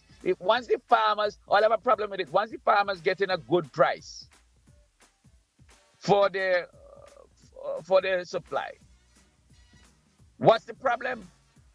Then he can supply in bulk to the hotels that need it. But Renault stuck in all your crap. Because anything that is positive is bad for all you. You know? And so if Boom, for instance, start up as a radio station, but Boom decide they want to throw a fet. No, you're supposed to stick to radio. No fet. That's for the promoters. You're competing with the promoters. Am I right or am I right? Hello? Still on radio all the time. You have an advantage. You're still on radio all the time. You have an advantage because you have your own station, you can do your own promotions, etc., etc. But why are you going to compete with the private promoters? Stick to radio. Just do radio alone. You know? And this is the kind of nonsense that you get from the NDP. How you making it them people? How you making it he in particular? This is what you get from the NDP. And investors are listening, you know. Investors are listening to you. Gonna do a better job, but we get here. This is the same party that said, Major Leacock went on radio and said we need to cap the amount of private investors that we allow in our country. He said cap sandals. That means block them. Put a fixed amount of investment they can make and don't do no more. He said cap Renault, cap sandals, cap everybody. But investors are listening. So every time there's development that boosts investor confidence in Simbins and the Grenadine, all the up in arms. The same thing Rainforest is being allowed to do is what the people who put money in NDP have been doing for years. They never ever had any outrage about that. Never ever. All of a sudden there's outrage. When Rainforest expand, and they provided more jobs for Vincentians, but that is not good. That's not good. More jobs ain't good. You know, Sandals opened up last year and employ almost 800 people. And Friday, and NDP up and down telling you there are less jobs available. You ever hear worse? Holiday Inn open up, same thing. Employ a whole bunch of new people. They're telling you less jobs available. You ever hear worse? This is the kind of nonsense you get out of the NDP. Any kind of expansion is bad. More jobs, bad. More business, bad. More productivity, bad. Well, yeah, the level of thinking you get from people who tell you you must have the audit report in order to call a meeting of the Public Accounts Committee. And then they're going to come tell you about its strategy, what you saw unfold in the House. That is why, you know, remember, I'm just a lowly comedian. I'm just a quote, very good comedian. But the reason why I look so good doing my job is because my boss has sense. And I just feel real sorry for Lavon. I felt so sorry for Lavon because she's an intelligent girl. She's a smart girl. Lavon, could you please call and fix this tail right after for me, please? Deal with it for me, please, after, please. Let me deal with it. No, I have to know. I will say what Lavon can say. Wait, she said she going call. She said she going call. You fight up with that. Yeah. No, Lavon said yes. He said the NDP is an unstoppable train. That's what she said. You didn't hear her say that NDP is an unstoppable train? Boy, but she left out the most important word. Wreck.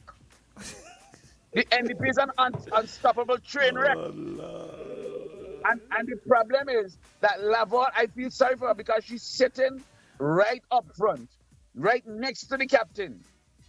And she can't help it and he can't help himself.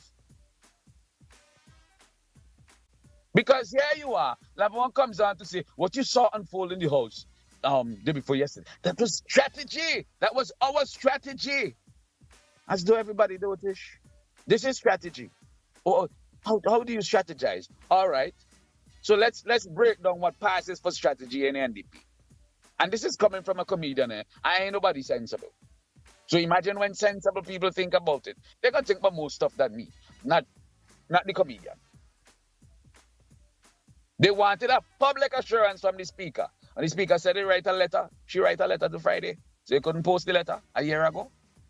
You couldn't take a photo of it or screenshot it and put it on your pages and sponsor it like you've been paying Mark Zuckerberg for all years. Following Ralph go down grenadines and eat a piece of bread. You reach up Greg's to buy a piece of tart to eat after Ralph. Shady. And sponsor it. Shady. You could sponsor that. Shady, what you saying, say boom for? What did you just do to Shady? You endorsing what he's saying? That is strategy. That is strategy.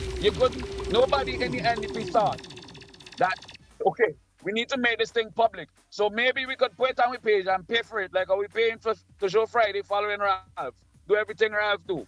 Monkey see monkey do. Show me emotion.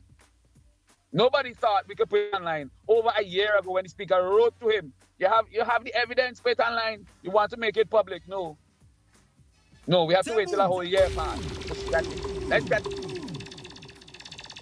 You know, they wanted public assurance. You know, you went to Trinidad, you came back, you spoke about it on Nice Radio. You said on Nice Radio already. 14 months ago, you went on Nice Radio to say, the speaker talked to me and she told me everything is clear. And now I am going to call meetings of the Public Accounts Committee soon. 14 months ago, you came to say that. But 14 months later, strategy, you come in to get the speaker to tell you the same thing again. That's strategy. That strategy. He skipped out all the meetings. How many times have the House of Assembly met? Okay, let's say you didn't believe any letter. You wanted to get her to say it publicly. All right. The House of Assembly has met between 14 months ago and now 1,000,000 times. And that is strategy. You skipped out all of those meetings to get your public your public declaration from the speaker. You skip out all of those. You wait until Leacock asks a question based on something Ralph said. Strategy 14 months later because you were in such a hurry. That's strategy.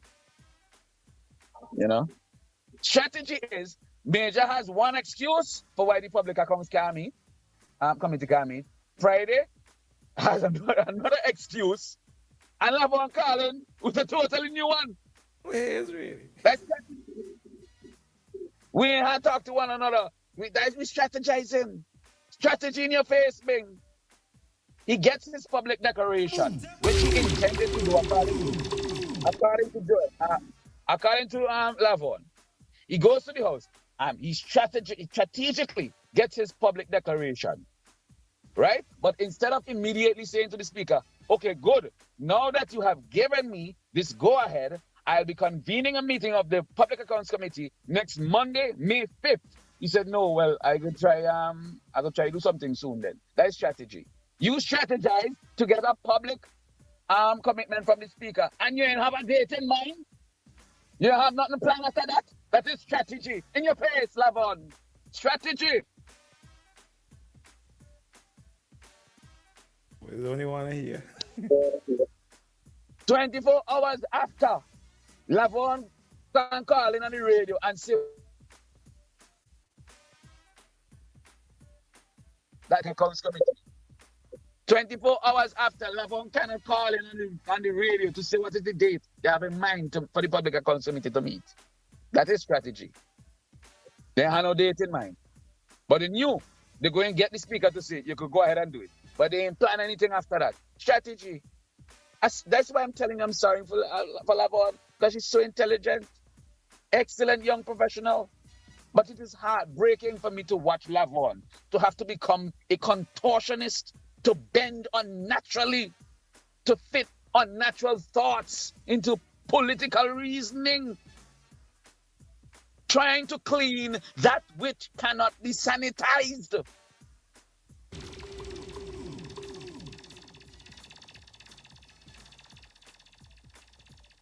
I mean, we would make space for Lavon over You and here. Shady done? Are they done? She ain't gonna make it over here. We would have make space for Lavon with Labour, but she ain't gonna make it with me. Because she like, you know, she like to work with lost causes. Shady scratching his head. Shady.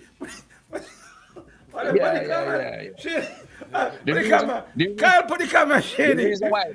Switch it. The reason why the Shady comedian. scratching his head. He can't figure out. Shady, comrade. The reason why the comedian doing so well and looking so good on his job is not because I bright, you know. I don't like that. But my boss is a well smart, hard-working, strategic, prudent man.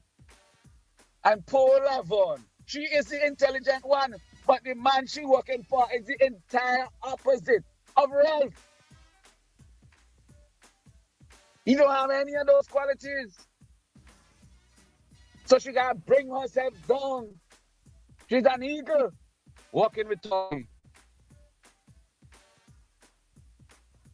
So Paula had to come on radio to say, in front of the wall, the reason why the Public Accounts Committee ain't meeting is because we get an audit report late. When Ralph Gonzalez was leader of the opposition, he had Stephen Joachim before the Public Accounts Committee to talk about Lotto.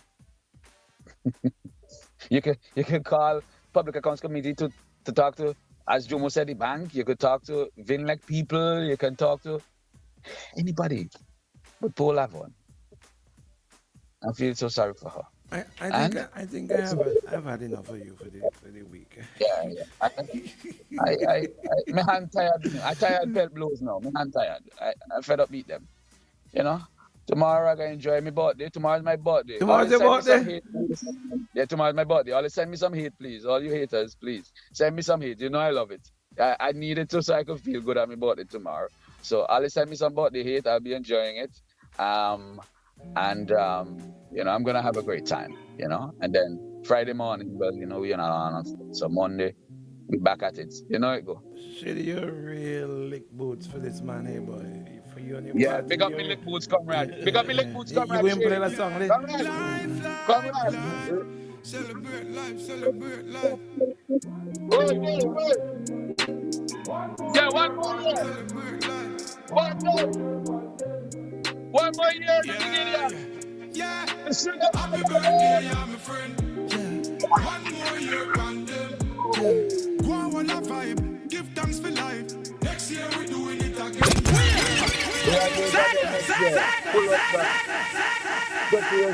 In the meantime, you live in a tent in Union Island. In the meantime, you chop it. In the meantime, your house you still live in tent in Union. Yes. Sing for supper, lick boots. Yeah, ain't got no sense. Don't touch. You laughing, Shady? You laughing? Go back next week. Go back to meet you. I'll enjoy my birthday. Remember, it's a holiday because it's my birthday. Because Ralph gave it to me as a holiday, my birthday, because he's because I'm a labor man. He make it so. They don't have no other reason, right? So. God, boy. Thank God I hear you from me.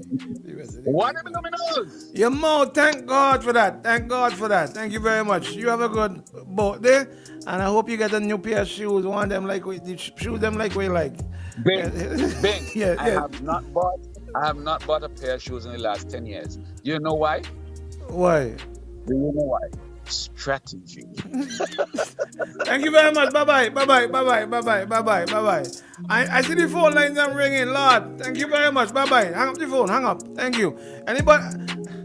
I know Lavon said she Lavon, let me take your call. Call on the WhatsApp, please, Lavon. Please. I want to take the phone. I don't know if you're calling on the phone or the thing. Lavon, where there? Where there, Lavon? Lavon, call on the WhatsApp. Wait. Why am I not seeing Lavon on the WhatsApp? Come deal with him. Come wish him happy birthday for me, please, Lavon. Wish him happy birthday for me, please. Let me see if this good morning, is this Lavon?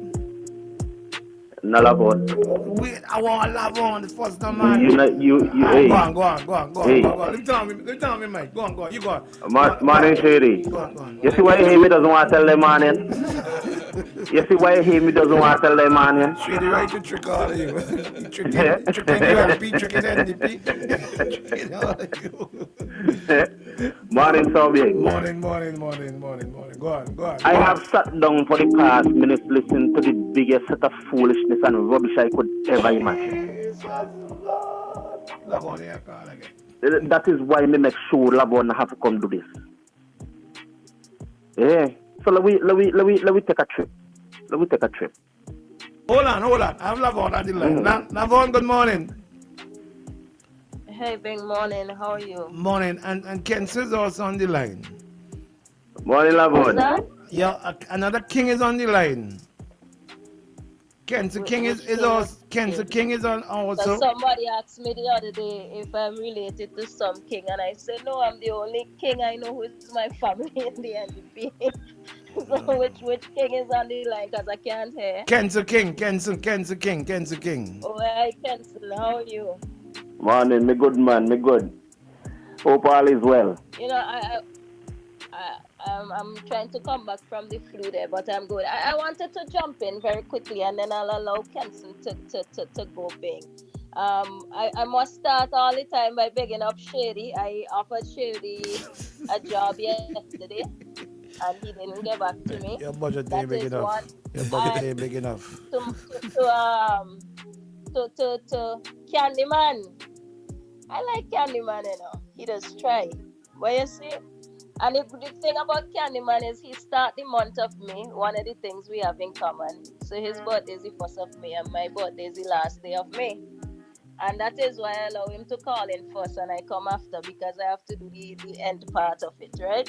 So happy birthday in advance, Candyman. Bing, one of the things that you guys were talking about this morning is the fisheries sector. And Candyman has a way in which he hold on, Lavon, hold on. Kenzie, you wanna hang up and call back? It's good enough. Oh, you could stay. All right, cool. Okay, no problem at all. Okay, go ahead. One of the things that Candyman was unable to do, because Candyman loves to dance around substantive discussion and going to making jokes and throwing out red herrings and making a little tagline here and there. But let's talk about fisheries. Do you know, Bing, that after 24 years of this ULP government, that St. Vincent and the Grenadines is still blacklisted from selling fish in the EU? 24 years and you can't fix one thing. What that means, Bing, is that Grenada, which has a fishing area that is 32% smaller than St. Vincent and the Grenadines, is able to export 69% more seafood than St. Vincent and the Grenadines. So the hell, Candyman coming up here and talking about fisheries development. You look all over St. Vincent and the Grenadines, the fisheries complex out in Oya not working because labor is not working. You look at the fisheries. Why is it? Say boom, Shade. I want to say boom now. I want to say boom. I mean, I am coming with the facts. This is not red herrings. It's not throwing out things out there. Oh yeah, fisheries complex not working. Labor is not working. You go down to Shottabele. Similarly, this is a new facility and built less than 3 years ago. Not working. Labor is not working. I want to say boom. Fisheries, not working. You go down there, it look like a dumpy, and this is not because of the hurricane. And this was so before the hurricane. Labor is not working. So sort of nonsense. I'll tell you who Labor is working for though. You have the 3 Fs of the ULP, friends, foreigners, and their family. Only the closely connected. Shady, so Shady, Shady. I want to say boom loud. I want to say boom loud. It is up to us if we want to give them a next F, because the ULP is only concerned about these 3 Fs, their friends, their families, and foreigners. Whatever happened to investing in local fisher folks so that they too could be able to get trawlers and go out and fish for 3 and 4 and 5 and 6, 7 days, so that when they come in, we're able to develop an export-driven economy, so that when we look at it, we could say that is the pride and joy of St. Vincent and the Grenadines. And Candyman go on to come on here and look at us with Grenada that is 32% smaller in seascape, doing 69%. Come Shady, come Shady, come Shady, come Shady, come Shady, come. You look again that they come and they said they were going to fisheries. People in fisheries, they have no access to line of credit. They said that they were going to put a program in place with KCCU. And then when you watch where they come with for the people and them, little pirag, you could go out Bing for 5 days of fishing in that. The Minister of Agriculture and Fisheries don't know he head from his elbow when it comes to the fisheries sector. Come Shady. I mean, Candyman come on here with the facts. The fisher folks feeling the labor pain because labor is not working for us. You take, for example, that the government will allocate $4 million from ALBA funds, right, to purchase fishing vessels known as Solidarity Fishing Fleet. And up to now, Dana start. So imagine you had the money and you now do nothing. That is what you call a lazy government. All you lazy candy man, you are the $4 million from the ALBA funds and all you now spend it. Wicked and evil is this ULP government. And you want to come on here, go talk about who lazy. All you lazy, because all you doing there, all you have access to the money and all not do nothing for the fishing people and them. Candyman, you must come better than this when you come in the morning time. And every time again be like a ticks on your skin now. So when you come in, make sure that you come back with facts. Alright, Candyman? And I want the people of St. Vincent and the Grenadines to hear me.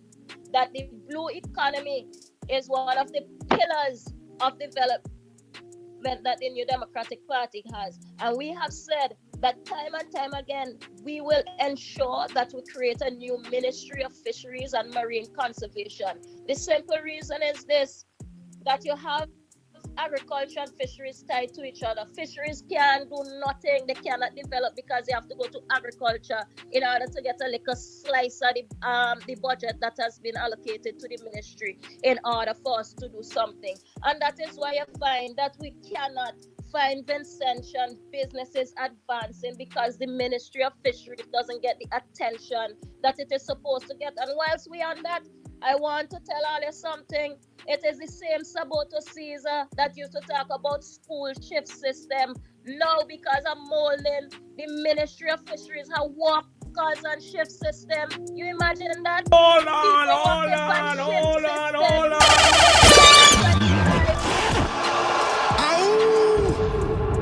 Hold on.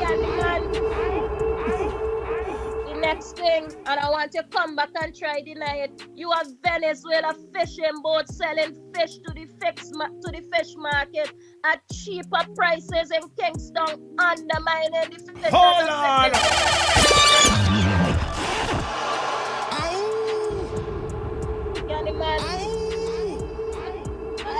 I don't think you've been ready for me this morning. So when you come back on air, you must come good because these are the facts. The reality is that labor not working for we. We need to ensure that we develop a credit system for our fishing people. And the New Democratic Party will invest in new equipment for our fishing people. We'll reintroduce a credit system for fisheries, and we will help seafarers to obtain certificates for jobs on ships and so forth. And the reality is, say what I want about Sir James. Sir James is a man who was thinking ahead of his time. That is why he appeared. Look at this thing. Do you know that St. Vincent and the Grenadines have enough ferry vessels in order to make the Otley Hall Marina work? And what that means is instead of these fly-by-night 1 or 2 construction jobs, that when the work finish, they have no more employment. The Otley Hall Marina will create sustainable employment. Wheel. When we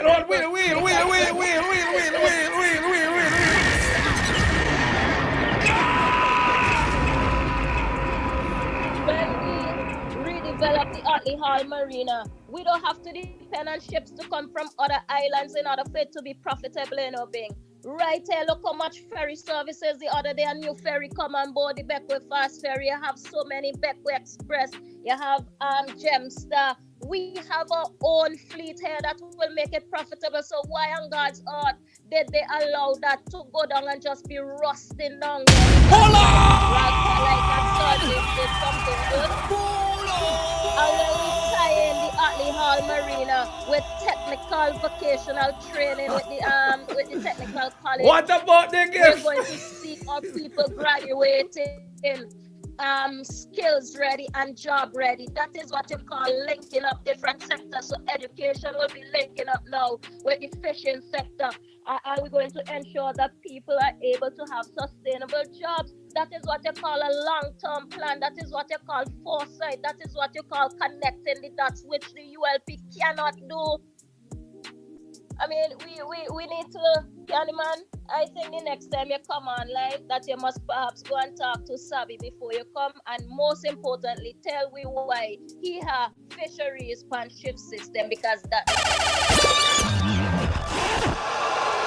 being that is my contribution for today. I look forward to hearing. Or tomorrow is a holiday. We are all going to Dr. Friday's Mayday. No. You happy for that. Yeah. You happy for that. No. You happy for that. You see, it went down and all, and I ain't charge you a cent for that just now. But you happy for this? No. You happy for any advertising for any boat ride and all them things. Well, I go wrap up. I go wrap up. And I go tell you this. My last 30 seconds. Remove all the hype from it, Bing. The reality is that. And they could go and search it, Vincentians, because this is an election that we need to cut through the noise and cut through when Candyman come on with his propaganda and lies and listen to the truth. St. Vincent and the Grenadines does, in fact, with a fishing area, with Grenada having a fishing area 32% smaller than us, is able to export 69% more. I mean, Bing, come on, man. Ridiculous. And this is them having 24 consecutive years to fix it. So they don't give a damn about local fish farers, because the ULP only care about the 3 F's: their friends, their family, and foreigners. Have a good day, baby. Happy birthday, my buddy. Happy birthday, buddy. Happy birthday. Cheers. That's what you call a serving up of fish for your birthday dinner. Morning, buddy. The next one coming in the wicket to bat. Let me go. I'm ready to swing too. Let me go. Because I'll say this. Dr. Friday, as I said to me, you see our economy that he's envisioning, the very farmers and fishers, and you heard me say it before, so let me repeat it. They will be the foundation stone, of our economy and our economic plan. Not foreigners coming in and getting all the juice, while our local people have to be trying to get a taste from the skin. Now I sat down and I listened to Candyman this morning, and I just had to be shaking my head. When I read that thing last night, Max could tell you. Listen, I said, boy, this thing it spoiled my night. When I read that thing in Eyewitness News, that thing spoiled my night, my brother. Because again, we see where St. Vincent is foreigners' paradise, where the locals always have to be giving up our sovereignty to foreigners to survive. Vincentians are on survival. We are not living, we are surviving. We are just eking out an existence presently. Look, I want to talk about the fisheries in Oya. That was given to us $33 million right there sitting. Nothing is being done. We got some monies again from the Japanese to develop fishing in barley in Blackfish. What happened with that? We were supposed to have a factory by now down there. Where is it? For years we have heard, and the Mitchell, they closed down factory. We're going to build factories. I'm still waiting for the first one. Saboto Caesar in 2011, the same Saboto here. And somehow people keep on falling for the gaslighting of labor. Always the Vincentian fault. And then when they come and they give the foreigners the sweetie, it's always, it's good for you. How is always taking food out of my hand, taking my sovereignty, taking my power and giving it to somebody else, something.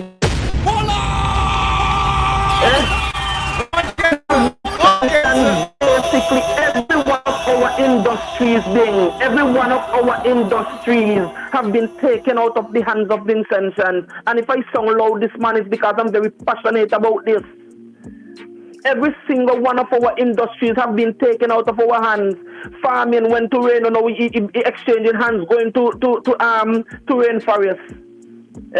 You want to tell me that for 24 years we have not heard of a single new market opening, neither for our fish nor anything? Look, in Grenada, in the first 2 years, in first 24 months, not 24 years, in the first 24 months, Prime Minister Dickon Mitchell could have overseen, however you want to see it, the agricultural prowess of Grenada, and change it and said, listen to me, you see our raw materials that we are known for, we're not going to just sell no raw material again. We're going to add value by the finished product so that our people make the money that gives us power. Look at Jamaica. Anything that you want to say Jamaican joke or anything that want to put Jamaican pan, guess what? You have to pay for that. You see what I'm saying? Because they make sure they go and they say, watch here, we're going to safeguard our name. Then you want to tell me that Candyman and Labour, they have no pride. You remember we always hearing, being Vincentian means something. What does it mean? Where's our pride in producing our own, in having it going out there of the people, by the people, for the people? Where is that? Why is it that we always have to be going to some foreigner? I know the sick part of it now. So the sick part of it is that at the end of the day, these people come in and get all of these years concessions, no paying of taxes, none whatsoever for 15 years, making billions out of our country, that not a single piece of it is going into our coffers, but telling me that some people get hired. Yes, they have to hire some people. That is where the brainwashing comes in. Yeah? Because when they do what they have to do in hiring people, we look at it as though they're doing us a favor. No, it's something that has to be done for their business to run. That is not St. Vincent making nothing from us giving away our millions and billions. What Rainforest and all the rest of them are making, and Rain all of them are making, Vincentian should have been making that. You know what bothers me about all of this is that at the end of the day, this very government here, Camilo and all of them said they're forming a task force was to do what? To go after Vincentian businesses for taxes. The very taxes. The very taxes that these foreign entities are not paying, and you form a task force to go after your very own, to make sure that when they get the taxes, they have to those taxes go into our infrastructure that the very foreign companies are not paying into, but are getting to use. How is that fair? How is that fair? Enough for one morning. Enough for one morning, Kenson. Something big. This thing really hot. I have a money making interview to do, buddy. Let me make some money. Just give me the piece, sir. You are telling me that you are bringing an entity with billions of dollars who can take a hit and say, you know what? Let me trick the fishermen. Let me buy, okay, you're selling $10 a pound, I go pay you 15. The fishermen leave, Sell it to Reno. Give them two friends for us, give them a monopoly. What think going to happen after that? Because them alone control the market. You think the man who coming out in the fish car when he's saying 3 for 10? When man is put up because when Faris say, you know what, you guys sell the 3 pounds of the same jacks for $4. What think going to happen there? And then when you're telling me that you put everything in them, and this is the part most that bothers me with what Saboto said. He says, the guy has food pack. So if you buy your fish, you could go there and buy a thing one. So keeping all the money in rainforest, that none is coming back to the country. But the person who sit down out there so, where you could have diversify and spread the money, where you buy the fish market, the woman out here selling the okra, the man over there selling the dashin, the farmer, our local farmer, the farmer being the farmer who's supposed to make money, who does the case so much about? Everybody, all right. I got an interview. Oh my God, all they had a strategy meeting last night, boy. My God. They finally listened to you, Travis. They had a strategy meeting last night, boy. Jeez. One after the next, bam, bam. They had a strategy meeting. My God, listen, I got an interview to do, and then we'll start back with it, all right? We're going to take some commercials, and we're going to get this interview going, all right? Let's take some commercials and get going this morning. What a morning. The NDP, finally, they came home. The NDP finally woke up this morning. They had a strategy meeting last night, I believe. There you go. Shady, let's take some commercials and come back. But listen, or they don't feel short boss going to take it lying down in there. Next week, he coming back in all the tea.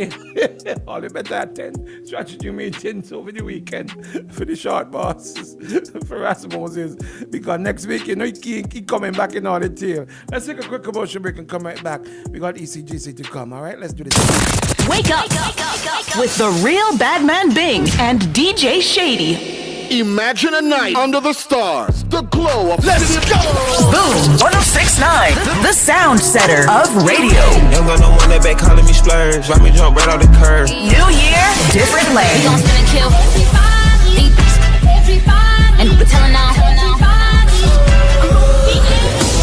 Bend that over, let that breathe. Shake that. Boom 1069.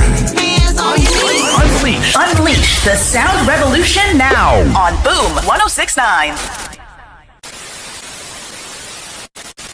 You're watching IKTV, channel 112. It's all about you.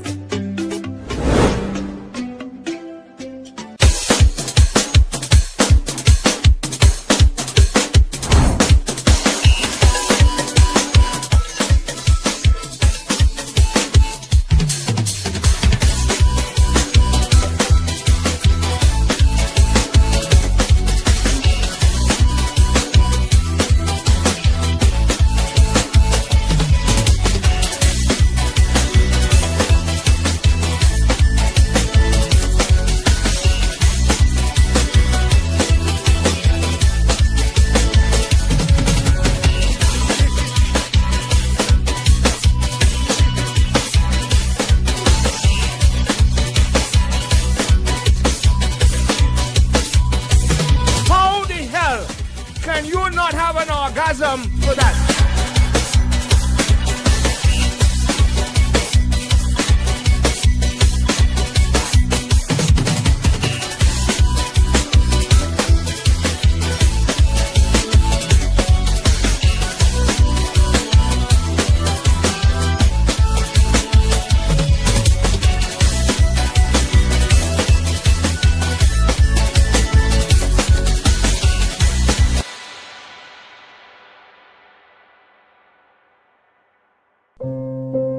Paddler's diapers. Paddlers for comfort, care, and cost. Absorbent, long-lasting diapers for babies and adults. I will only give my loved ones the best. Paddlers are available at Lanes and selected distributors. Lanes, the family store for value.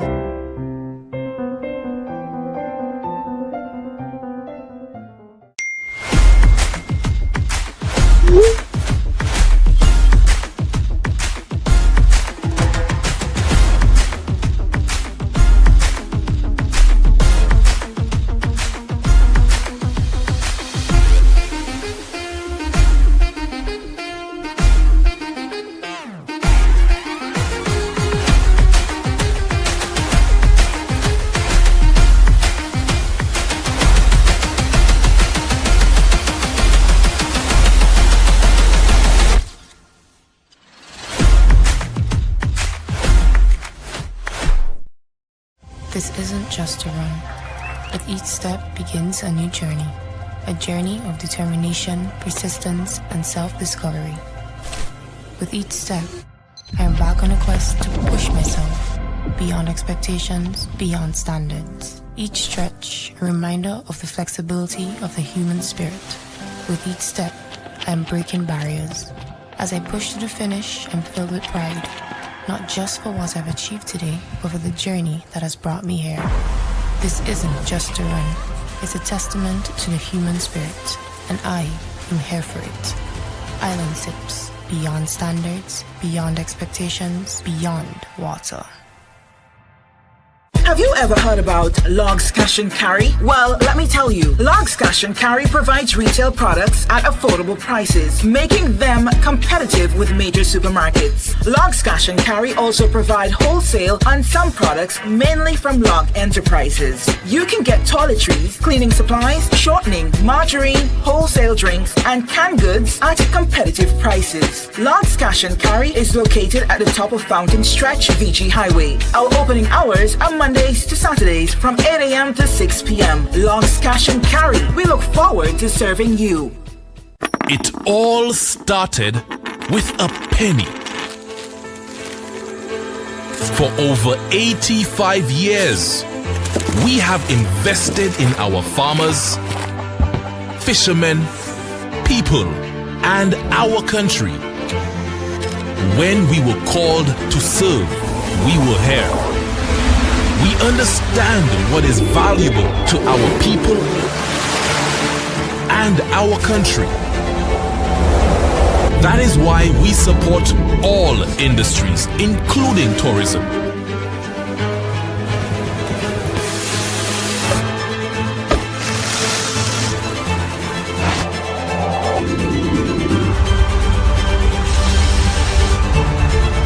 We are the bridge towards a brighter future and economic growth. When our people, government, and businesses called upon us, we were here. "85 years later, First National Bank St. Lucia Limited is here for you. Let's go! Boom 1069, the sound setter of radio. Young got no money back calling me splurge. Watch me jump right off the curb. New year, different lane. We gon' spin and kill everybody. And we're telling now. Bend that over, let that breathe. Shake that. Boom 1069. Hands on your knees. Unleash the sound revolution now on Boom 1069.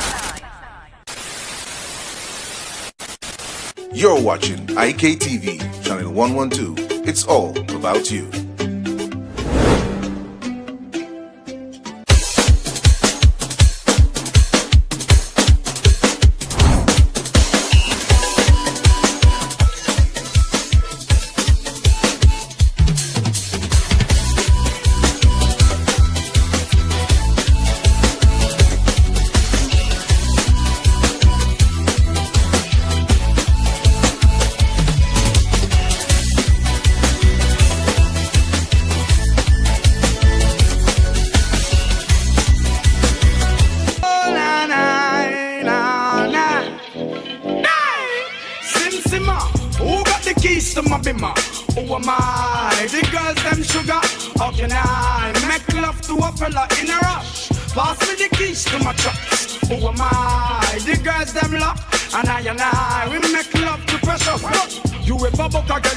Like a bucket, draw for your niggle and your niggle can't stitch it. Draw for your oxen like a cow you wanna St. Lucia, St. Lucia. Your pickaxe like a ground you wanna dig it. It's like a riverside. St. Lucia, we coming for the jazz. It's like a bicycle, so you hold it and dash it. So you watch it, so you crash it. See, I tell you, say you grab it. Shady, walk on, Shady. Next one. And with the girl, them a cry for life. Only if a girl do not drive. Girl, I wonder when me get them sex appeal. You girl me drink the fire. One more. Scare them away, the girl them after. We give them over and they still want water. Girl, all the hope of prevent and charter. Lord, woman up present me them daughter. Mix it. Oh na na na na na na. Oh na.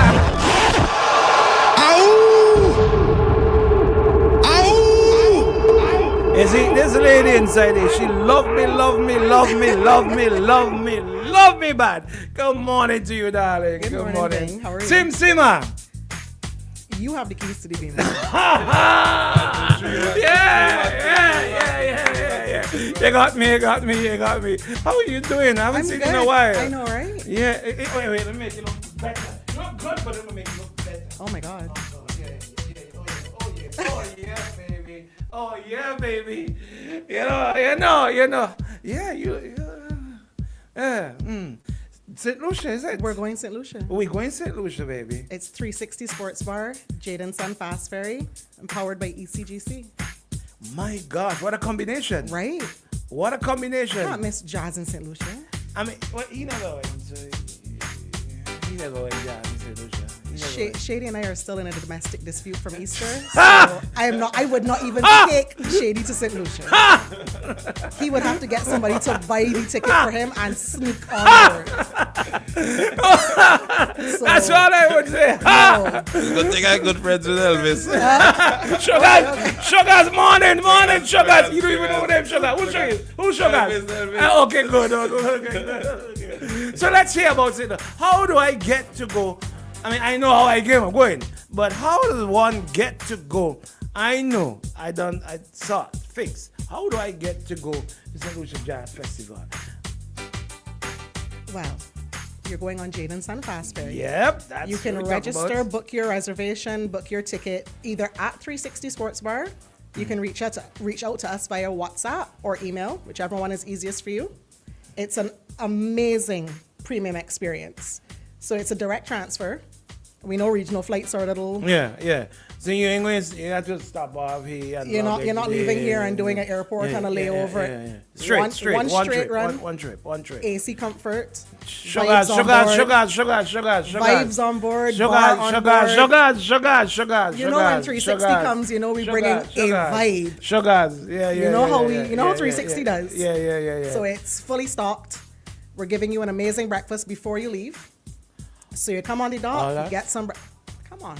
Breakfast powered, ECGC, ECBI, all your favorite baked goods. Your finger foods. All that included in one price. One price. You don't have to pay extra for breakfast and you have to buy this and buy that. Well, you'll buy. No, after. Drinks, for breakfast. Yeah, that's separate. If somebody like Shady was allowed to go, he's not. more focused on the bar than the food. He's not. He can't go. He can't go. He has no passport. Wow. So okay. Before we continue with the combination, which is an amazing combination, 360, Jade & Son, Sugars, and ECGC. What's the lineup for St. Lucia Jazz? St. Lucia Jazz lineup is ridiculous this year. Mm-hmm. So on the 11th, which is the Sunday, you have John Legend as the headline act. Whoa. How do you miss John Legend? Whoa. That is right here. It's just across there. You can see it from here, right there. But we want to be upfront. We want to see him. We want to hear him live. I mean, if you have John Legend come in right there and you miss that opportunity for this price, that's crazy. Okay, let's go. You have Patrice Roberts on the 9th. That's the Friday night. Yeah. So we leave Friday morning. You check in at 7 to accommodate immigration and customs. Right. Get your breakfast. Get comfortable. We leave at 9. Should be into St. Lucia by about 12:30. But we know how this goes, so maybe before that. Before that, you can drop it down. Straight across. Yeah. So the Friday night, you can enjoy Patrice Roberts, the man of my heart, Bounty Killer, the Beanie Man. Shady. And Jen was thinking it was me. But anyway. I mean, let's go. That's a long time. I can't compete. So you have Beanie Man and that's on Friday night. You got Beanie Man, Bounty Killer, Young Brother. That's a versus. Patrice. You get another versus again. Beanie and Bounty. I think the two of them same night, same stage. Same night and same stage. And that's a Friday night. Jeez. So you get into St. Lucia. You're there by midday. You check into your hotel, your Airbnb, wherever you're staying. We know how it goes in St. Lucia Jazz Weekend. You're going to go to Rodney Bay. You're going to find somewhere to lime. You can relax. We ain't sleeping Friday night. There's no sleep that weekend. We're not sleeping. And then you head over to Pigeon Island. Oh, my goodness. And you find your spot. And we do Early. this Early. And you know when jazz is finished, Rodney Bay is jumping, you go Levy Lounge, you check the different Ken bars. Fox said I'll be there. Can't you take it already? Let's go, continue. So Friday night, Beanie, Bounty, Patrice Roberts. That is and the Young Brother. real vibes. And Young Brother. So you can have the greatest. You don't know who venue. Young Brother be? Shady, hit me, Shady. If you don't know who is Young Brother, well, now you're gonna know. If you don't know, those of you who on the live and those of you who listening, if you don't know who's Young Brother, Shady, hit me, Shady, hit me, Shady, hit me. What are you doing? She said, She said, let me cater to you. I say cater to Friday night. Just relax and let me give you the tea. St. Lucia Jazz, he will be there. No. Because what? She said, take it easy, I will do the work. You don't have to wind up yourself. You don't have to.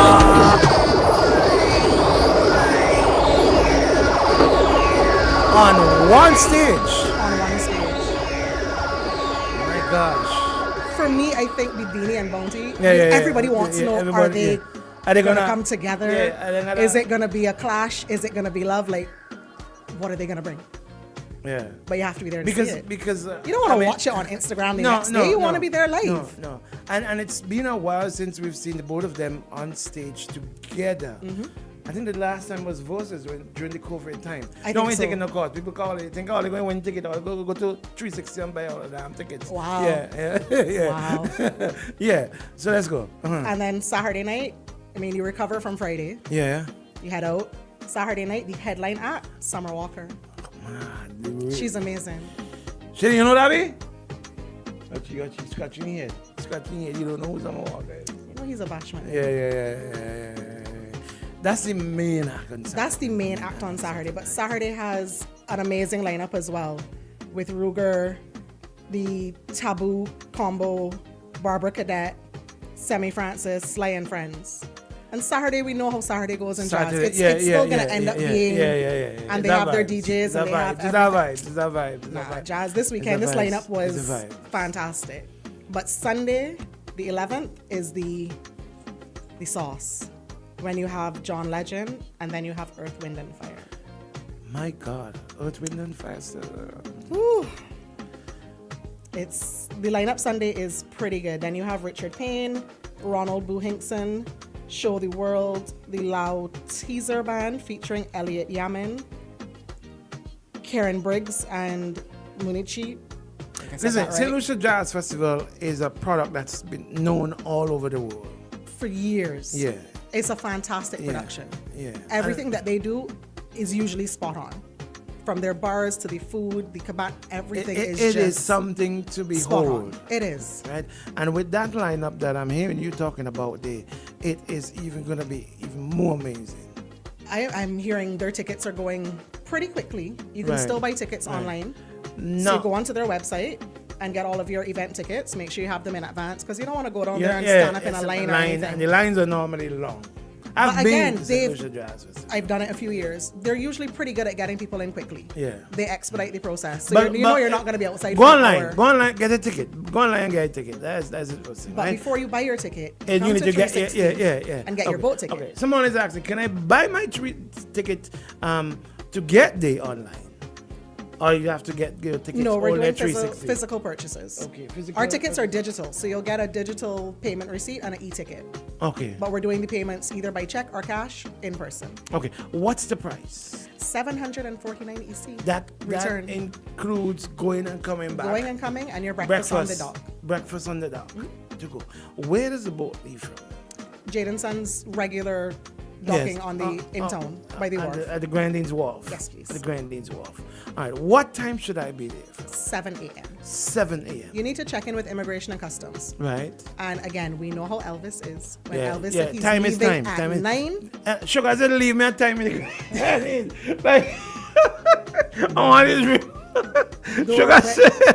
Sugar When he says he's leaving at night, it means that's the one ropes thing. are up. That's one thing. That's one thing he's with ready him. to go. Yeah. He's a time man. He's time sensitive. So it's best you come at 7, you take your time, you get checked in, you do your Come breakfast, before 7. you Come before relax, 7. Come before 7. You get your seat, you get comfortable, you may be drinking or one or two. Because it's Friday. It's Jazz Weekend. It's a vibes. Let's start. It's Friday. And we're out of here at 9 on the dot. Okay. Someone is asking where exactly is 360. Now, this is not the first time I'm getting this question. Right? I know where 360 we is. still get it. Right?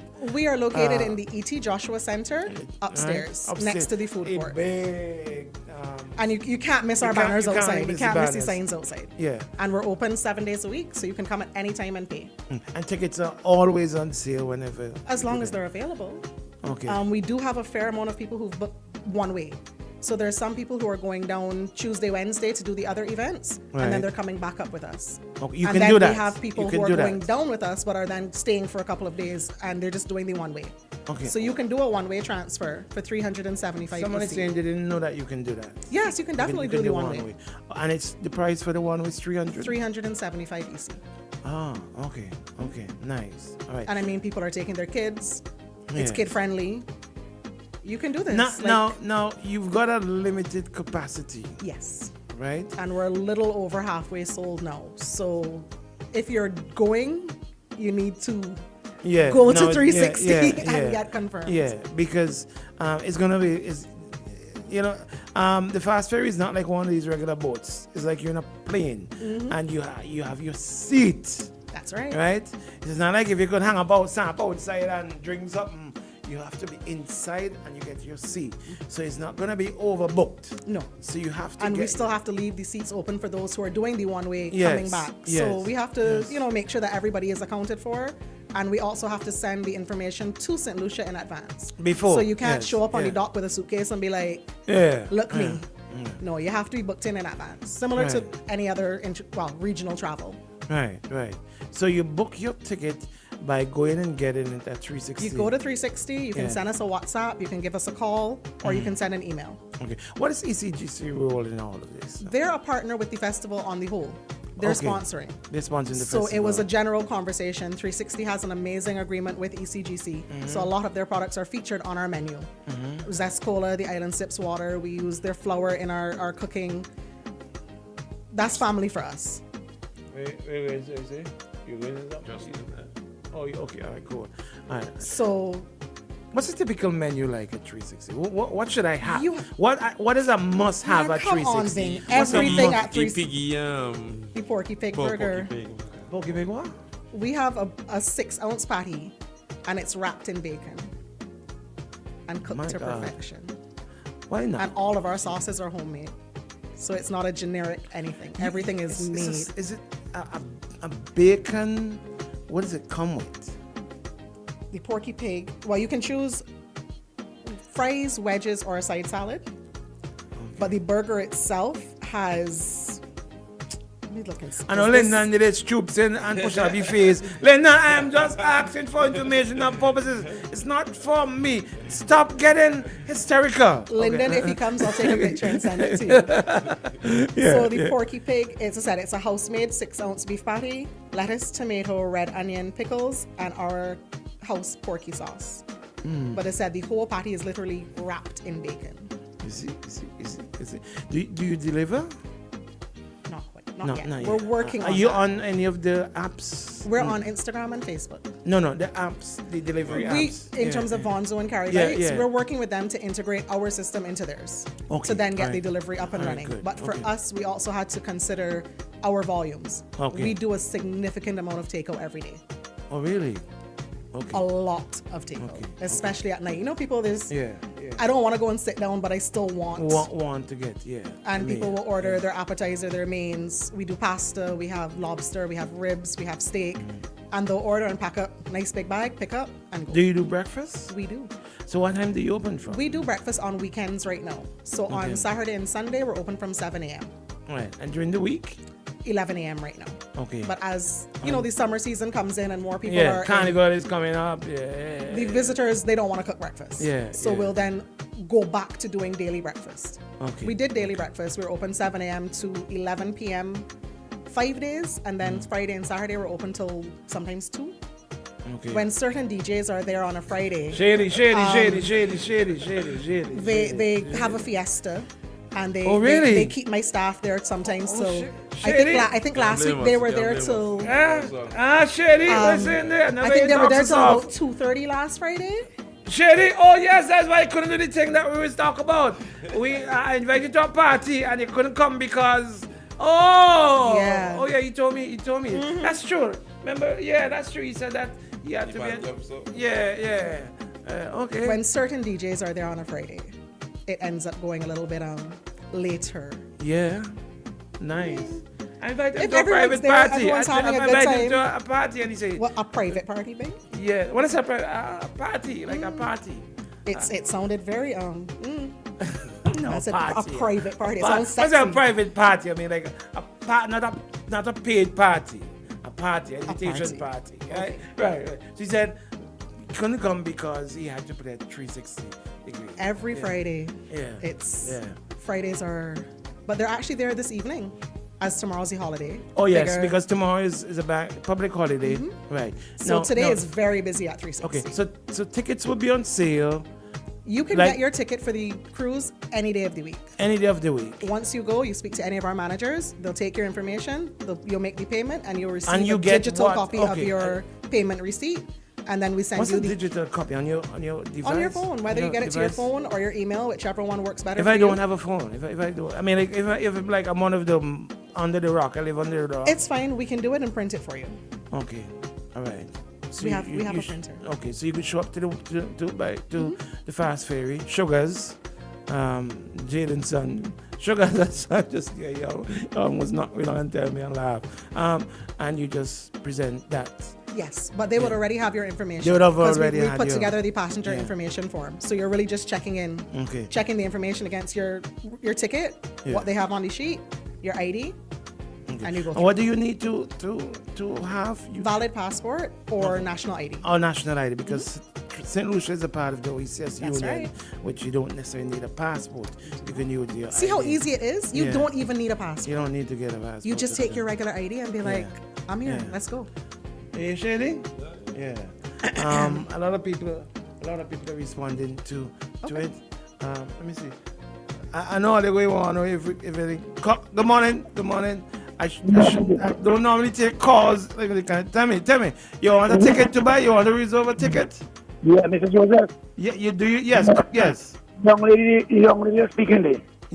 Go ahead. She might number, please. I want to have a water sheet, please. Oh, you want? No. Call 360 degrees number. I'm going down. I'm getting through. She's just not. The person not getting through. They could actually call 526. Hold on, caller. 526 12 31. Is that the number you've been calling? No. Okay, let me give you that number. Give that number again. Hold on, caller. 526 12 31. Okay, 1231. Yeah, you know where it's located, right? Or you don't? Yeah. Right. Everyone speaking young lady. Yeah, okay. Well, you can just go there, all right? And they'll fix you up there, all right? Cool. Yeah. So, if someone want to call in advance, but this person said that he's been trying and he's not been getting it's possible. Well, 360 isn't open yet, so it's possible that maybe the time that they just haven't. They're just not answering the phone yet. Okay. But that's the Island Jazz Cruise direct number. Okay. So you can call that or send WhatsApp. Okay. And you'll get a response as quickly as possible. So far, what's the vibes been getting? What's he been getting? There's a lot of just questions. locally, but there's a lot of people from the Grenadines who've reached out because they want to go as well. So they're just working out the time, get their ferry from Beckway, Canawan. We have a group from Mustique who is coming up, just organizing to get themselves here to make the boating time Friday morning. Okay, good. And we're looking at a sold out. Yeah. Oh, nice. I mean, so you gotta get in now. Really, we were trying to close off all of the payments by Monday this week, but we realized some people are still organizing themselves with payments and whatnot. A lot of people have made a deposit. Mhm. So they were able to make a non-refundable deposit of 150 EC, which Okay. secured their seat. Okay. And then the rest of the payment needs to be made by, technically would have been the 28th. But Which whoever is hasn't... yesterday, day before was yesterday, day Monday. before. Today's Wednesday. Today's Monday. Wednesday. Okay. So, but they've reached out. We've been in communication, so they know, you know, Okay. you still have a couple of days, but you need to get to us But, because but, I said but we have to send in that yeah, information. you have to send the information to St. So Lucia. they need to know who's arrival, coming. passenger arrival. So, and at this stage, you can't do no deposit.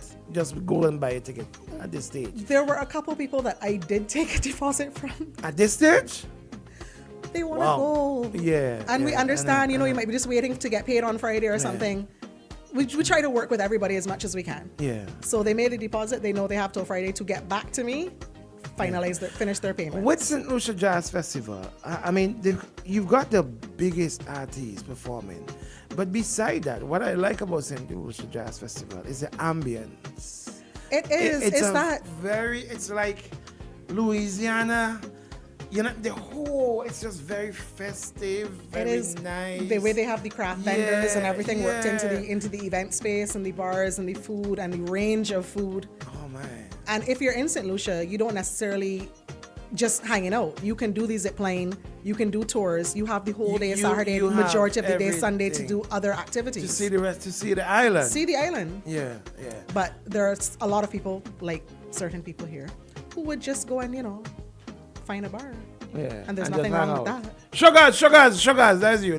Wow. Look, You may not make this trip after all. Sugars is my boy. Maybe Sugars is two my boy. people blacklisted. Sugars is my boy. Somebody's saying getting accommodation is still a challenge. Someone's having challenge accommodation. But yeah, Airbnb. You can check, yeah. go through the official Airbnb site. Yeah. You can also check the St. Lucia St. Lucia Tourism Authority page. I believe that they have up some. My girlfriend.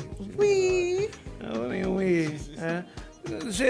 say his girlfriend. Yeah, yes. my woman who came here. Remember she was there. She was there. Yeah, what's her name again?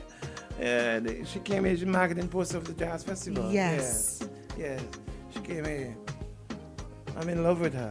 Oh God. Yeah.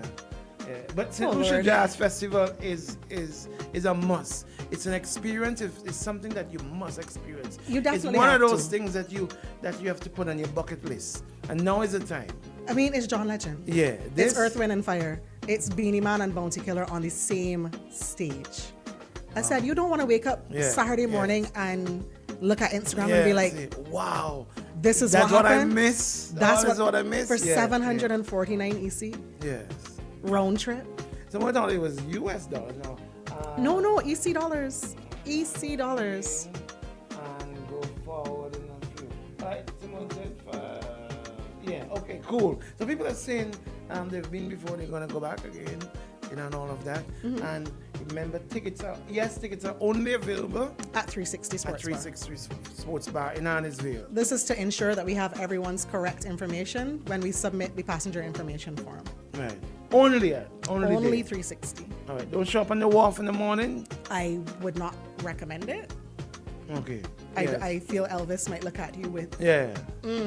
Going where? Yeah. You can't just show up. This is not you're not going to the Grenadines, okay? This is you're leaving the island. So please, go before, get your ticket, get organized, get on the passenger log list, the forward send ahead information, immigration and all of that, and which it needs to be done in advance. We can't Yeah. leave on Friday and send it to them on Thursday. Okay. So we really want to get everybody wrapped up, hopefully by the end of this week or very early next week, so that we can, do what we need to do admin wise. Yes. Make sure we're within the parameters of amazing. the authorities. It's amazing. And of course, all this is coming to you with the compliments of ECGC, Zest Yeah. Cola, Island Sips, Fan Juices, and all of those will be available with your breakfast. Oh man. No, breakfast is gonna be good. Catered breakfast. Catered breakfast. Yeah. And we'll have takeaway containers. So if it's a little too early, Yeah. you might not want to eat at 7, 8 o'clock, but you can pack your breakfast and take it with you on the boat. Maybe chop it over there now, eh? Yeah, caller, talk to me. Bim. Yes, sir. The young lady, my number, please, very important, tell you. 530. Give her. Hold on. You wanted to give her. I should give her your number. Yeah. Man, you got her number already. Wait, what? No, I ain't got your number. She give you a number to call. She give you a number.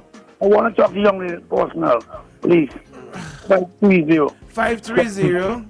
7579. 7579. Thank you, buddy. Thank you. All right, cool. You should call Sal. Yeah. He's looking for tickets. That's fine. Yeah. I have a few calls to return, so Yeah.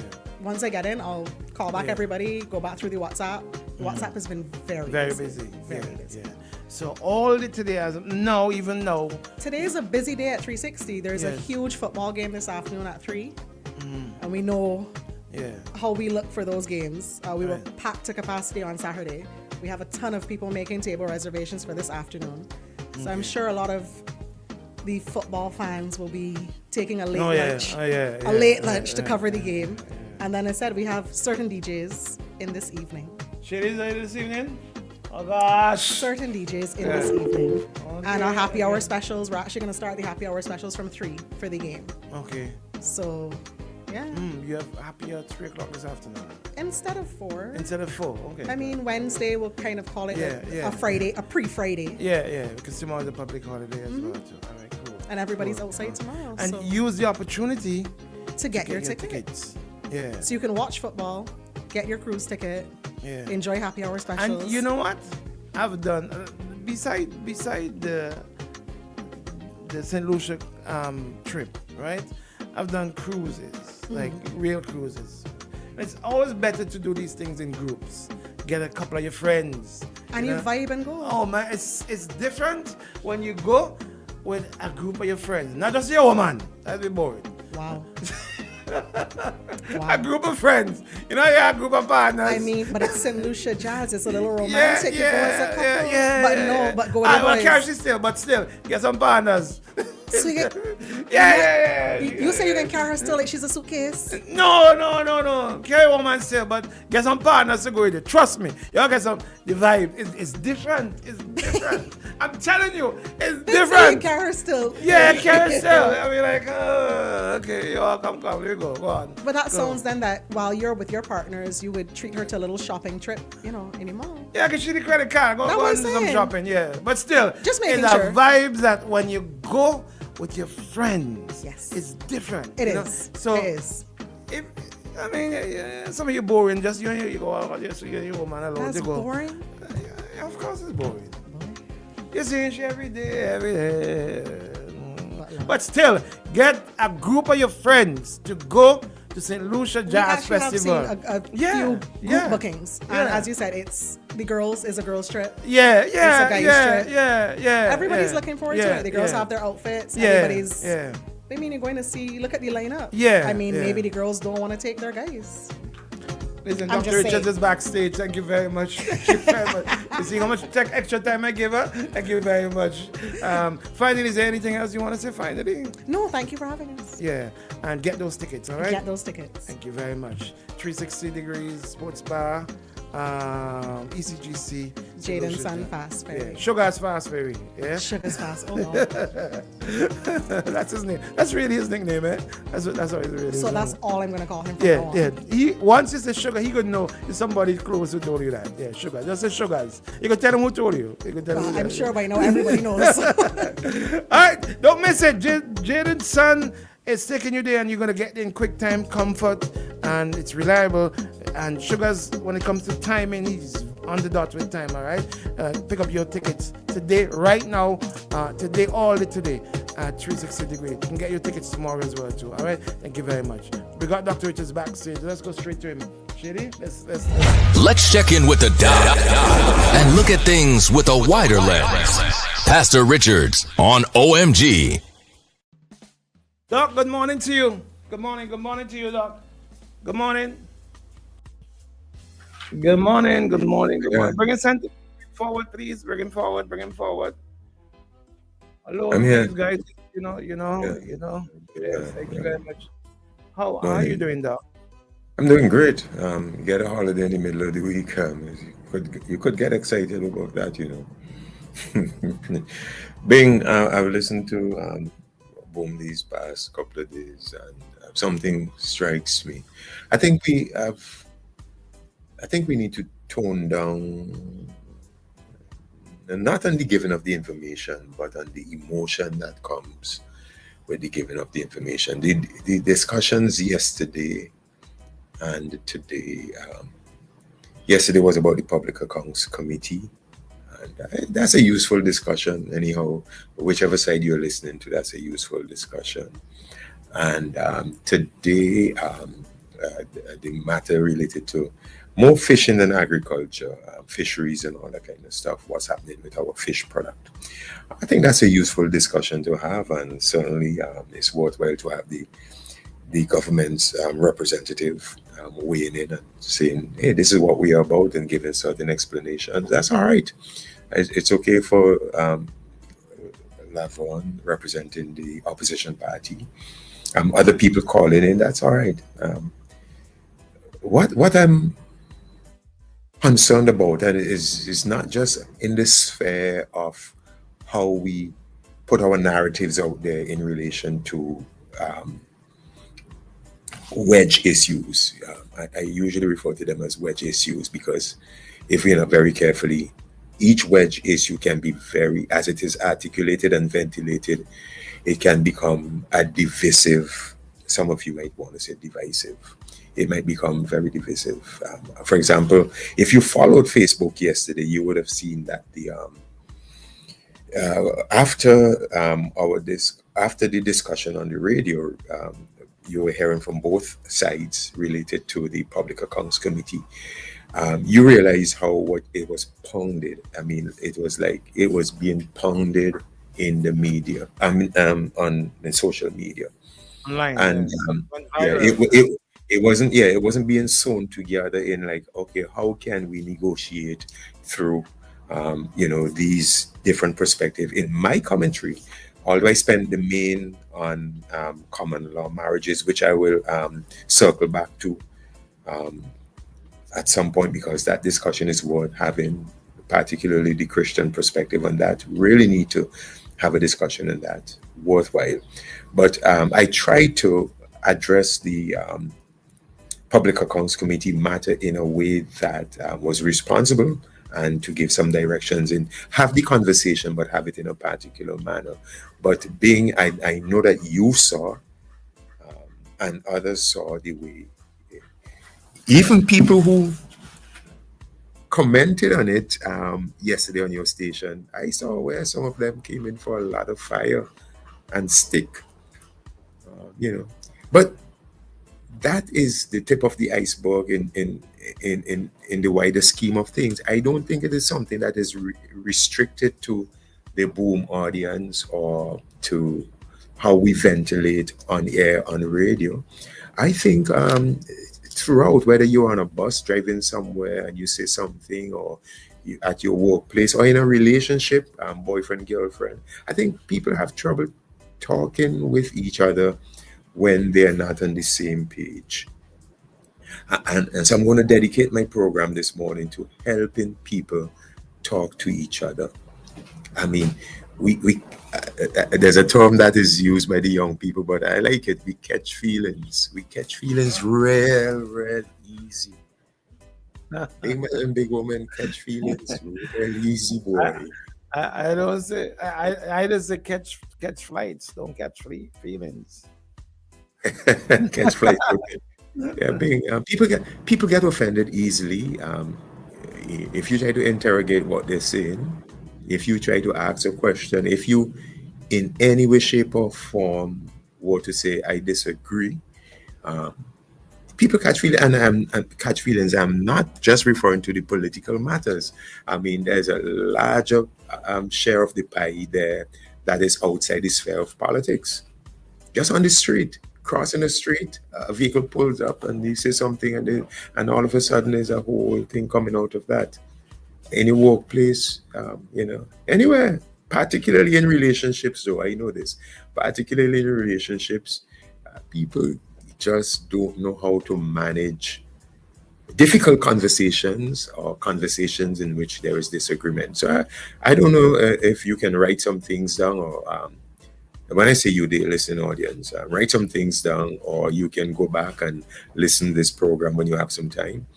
But one of the key things that you can do, just tell the person, even if they are totally polar opposite of what you are saying, totally ridiculous and out of the park, and it doesn't fit what you are saying, and they're totally opposed to it, listen to them and say, I hear you. You'll be surprised how diffusing that simple statement is. Listen the guy through. And there's some people coming on in this radio station, for example, and all they just want to be heard. There's a need, and I'm speaking like a counselor right now, so I know these things. People have a need to be heard. So check that box for them and let them ventilate. Even if you're absolutely annoyed at what they're saying, irate, upset, moved, please pause. And when they have ventilated and they have said everything that you disagree with, simply say, listen, I hear you. And sometimes through all of it, what we tend to do is look for where they are opposed to us or where we can point out where they're wrong. And that's a mistake that people make in conversation, especially difficult conversation when someone is arguing from a different perspective from you. We always look to see where we can get a point to win. And what is rather helpful, and I have years of experience in teaching this and doing this, what is rather helpful, rather than say, I hear you, and point out something immediately that was wrong, there needs to be a little bit of validation. And sometimes you can say, hey, you may be right about this, and you may be right about that, before you get to your but. Find a way of validating people. And you can write that down too. Just simply say, honey, if you're talking to your girlfriend or your boyfriend, you may be right about this, You'll be surprised how diffusing that simple statement is. You may be right about this. And you don't have to say I was wrong and you were right. Just say, hey, you may be right about this. Or simply say, I understand where you're coming from. Like, for example, if there's a significant disagreement, husband and wives disagree on so many things, financial investment, what to do with money, how to discipline children, matters related to phones, or just a wide array of matters. I understand where you are coming from. Again, that statement doesn't put you in combat with each other. That statement kind of just opens a door for some listening. And I don't know that people say enough, I understand where you are coming from. I myself have tried to model that very often on radio, even when I hear an opinion or a comment, whether it comes from Candyman, from Laverne, from you Bing, from Travis or whatever. I have said time and again, I think I understand where they're coming from. However, but so that but when you fail to give an appreciation and an understanding of what somebody else feels, what they're emotional about, what hurts them, it seems as if there's no validation for them. And what that does, rather than diffusing the situation, it really ignites. So you don't care about what I'm saying. You don't care about what I'm feeling. You don't care about how I am hurting. You learn to say, I understand. Even if you disagree, learn to say, and again, this is not just in the arena of politics, learn to say, I understand where you are coming from. Further to that, here's a third or fourth one. I don't know where I am in the list of things, but here's a fourth thing that you can say that will help how we converse or navigate our way through difficult conversations without this ad hominem attack. And you say things about people, their upbringing, where they went to school, if they this, if they last week I heard some terms that were used. Everybody has feelings. whether they are for you or against you, whether they're for your party or against your party, whether they're for the issue that you are standing up for or they are against the issue you're standing up for. Everyone has feelings, and these feelings are woven into the opinions that they express. Can't stifle them. I've been a relationship counselor for years, and I know this. One of the key things you can do is to have people share their feelings. So how about saying, rather than taking your points, your point of view, your perspective, and beating the hell out of them and beating them down with your perspective, how about presenting your perspective? Let's say you're going to talk about coffee, and that's the area of difference. That coffee is crap. Rather than saying that and being forceful and emotional and everything and passionate and all worked up about that coffee is crap, how about saying, how do you feel about this coffee? Get them to ventilate how they feel about it. And then you might say, well, that's how you feel, but this is how I feel about it. I mean, a simple, and this doesn't work so much in the arena of politics as it can work in the arena of your relationships, whether they're platonic relationships at work with workmates and bosses and employees, or romantic relationships, even especially in romantic relationships. You have to learn to ask, how do you feel about? And when you ask, listen intently, keenly to someone express how they feel about something. There's money in asking people how they feel and listening to them respond. But sometimes, even when they do that, you might be so ticked off at what they say. And you have heard commentaries on this radio station, and even something that I might say might totally tick you off, or someone else, it might get you real riled up and upset. But a lot of the times you get upset because you have not heard clearly what they have said, or you may not have understood clearly what they have said. And you don't get an opportunity to interact with the commentators on this program, but in other places where you have an opportunity to interact with the commentators or to interact with anyone else in relationship at your workplace or wherever you are, and they're saying things that you just like, what was that? Pause, dampen the emotion, tone it down, and even if you just waiting to vent, just hold up and say, help me to understand what you mean when you say this. You'll be surprised at how good that does. A simple statement like that, help me to understand what you mean. And that clears a lot of the misunderstanding, the misconceptions. It gives a chance to the person to ventilate further, to articulate their point better. Basically, you're communicating to them, I don't think I get where you're coming from. Help me to understand you better. And I think before we vent and before we judge and before we condemn and before we eviscerate, someone else and tear them to pieces, it might be worthwhile to say, help me to understand you a little bit better. Sometimes I feel that some of the points I make here on the station, sometimes I think people don't get what I'm saying. It would be good if they can ask, help me to understand better. My battery is about to run out here. I wanted to say a couple of things, but I just got notification that my phone battery would run. Two other things I wanted to say though, my computer battery. I'd like to hear your input on this. A lot of times we just have all of this say, and we think my perspective rules the day, and we don't get somebody else's input. Value somebody enough to ask, what's your input on this? I'd like to hear what you think. And then two last things that I have learned myself, because there are times I have messed up. Right here on the station, I have said, I called someone a name, and I was like, oh boy. You pointed it out to me immediately. You know what I did? I said, I am sorry. Genuinely, I'm sorry. I had my moment there and I lost it. And I said, I am sorry. You'd be surprised how much good that does. Learn to say you are sorry.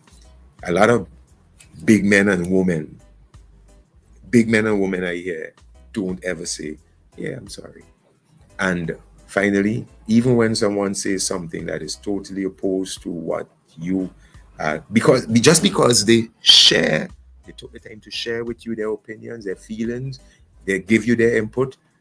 Even when you disagree, well, how about if you just say, hey, thank you for your input. I appreciate you sharing. I appreciate you taking the time to help me to understand from your perspective. And I think if you do these, how many things I said there? 7, 8, 9, 10. I think if you do these things, it will help us in how we converse, how we have conversation. And it will nudge us along. We would develop, we would grow. But when we keep fighting like this, it ain't taking us anywhere, whether in politics or in relationships, platonic and romantic. No, let's tone it down. And I hope that you learned something from what I said here today. And you know, my role, I try not to pick one side over the other side or the other side over the one side. I just try to be a bridge builder. Somebody's got to stay in the middle. Somebody's got to stay in the middle and try to bring people together. And even though you get upset when I don't pick one side or pick the other side, somebody in this society where there's so many wedges that are being driven and the whole thing is pulling apart, somebody's got to stay in the middle. Don't take a side. Stay in the middle and help to weave the society back together. I'm trying to do that. Have a wonderful day and restful, enjoyable midday tomorrow. Take care, everyone. Doc, I want to say thank you very much for what you just did. You really just give a lot of free advice. Normally, people just have to pay for some of those advice that you give, and that's what you give, you know. And these are the things that you get an OMG, you know. There are people who have to make an appointment. Some people have to travel to go away to get some of these advice that you just give, and I really appreciate that. So thank you very much, Doc. All right, thank you very much. All right, have yourself a great one, and enjoy the rest of your weekend. You won't be on tomorrow because it's a public holiday, and you won't be on Friday. So church on Sunday. Remember where KBC is located. It's the entrance of the Botanic Gardens. It's the white building at the entrance of the Botanic Gardens. You can go and check them out. On Sunday morning, service begins at 10 a.m. Hey, listen, this is where we gotta go. But before we go, I want to do this, Shady. You can have some ads in the meantime while we do this. Yeah, for you again, as per your request. Yeah, as per your request. It will be in WhatsApp. Yeah, as per your request. We do this again while Shady line up some ads. Yeah. Saint Vincent, land so beautiful. With joyful hearts, we pledge to thee our loyalty and love, and we vow to keep you ever free. Do those words really mean anything to us? This is Chester's Questions. That's a powerful question. It's a deep question. It's a meaningful question. Do those words really mean anything to us? We pledge to thee our loyalty and love. Those are nouns, loyalty and love. Vow is a verb. Remember what a verb is? An action word. It's a verb. You got to do something. Vow. It's not a noun. It's a verb. You have to act. We vow to keep you ever free. What is happening in St. Vincent and the Grenadines at the moment? We are in jeopardy. We are in agony. There is a crisis in St. Vincent and the Grenadines. Our anthem was written back in 1967 by Phyllis McLean Panett. Things have changed since then. We need to reapply ourselves. We need to understand what a pledge of loyalty and love to our country means. We have to understand what Grantley Iper Constance was saying when he sang, "Put your country before your party." St. Vincent and the Grenadines is in agony. The word agony means deep pain. We are in pain, people. This drama, this trauma that's creating the drama, and the drama that's creating the trauma of 500 years, garbage piled up, fetid, stinking piles of garbage wrapped up in blue and red and pink and green plastic bags, but especially yellow and red plastic bags, trying to hide the garbage, but it stinks and it's piled high and deep. PhD. We are in pain. Let our voices be heard. Let us cry out. We are in agony. We are the agonists. In every drama, in every movie, in every story, there is a protagonist and there is an antagonist. The protagonist is the star, the one who is doing, the one who is pro, the one who is for the good. The antagonist is the one who is the bad boy. You know, and you need yin and yang, but they must be in balance. And right now, St. Vincent and the Grenadines is way out of balance. We're seeing a lot of red. And you know what happens when you see a lot of red? In the context of politics, it's danger. So we need to see a balance. Now there's a problem. Clearly, there's a constitutional problem in St. Vincent and the Grenadines, and it's showing up in many ways. The Constitution is not a piece of paper. It's not a document. It is, but it is also not. The Constitution is really about the people of the country. What we wish, our desires, who we are, what we say. And back in, what was the year? 2001? March 2001, or just leading up to that? The words were spoken. We will make the country ungovernable. In other words, we will make the country, we will deconstitution the country. We will make the Constitution sick. We will create cancer in the body politic. That's why we're in a deep crisis today, because in the beginning was the Word, and the Word became flesh and dwelt among us. You see, it's not just about Jesus and the Word of God. We are God, not I, not you, not he, not her. We, plural, together. We are one. But divided, which is the whole modus operandus, from colonial times right up to modern massa, which is the politicians in power. Divide et impere, divide and rule. One, we must come together, St. the Grenadines, one country. Do not allow politicians to divide us. Whoever they are. We are the Constitution. A constitution may be written down, it may not be written down. The UK Constitution is not written down, it's not codified. Ours is, but we are the people. We are the Constitution. I remember the late Professor Simeon McIntosh from the Grenadines, the Grenada Grenadines, born in, I can't remember which of the Grenadines, but I remember him being interviewed by Tony Regisford. What a wonderful interview. I learned so much from the late Professor Simeon McIntosh, Randy, they called him, former Dean of the Faculty of Law, UE, Cayfield, Barbados. And he was at the studios of IKTV. And when Tony Regisford interviewed him, the man said, and I paraphrase, that the Constitution is about the people. It's a living document because it is the people's wishes, the people's needs, the people's lives, how we frame ourselves.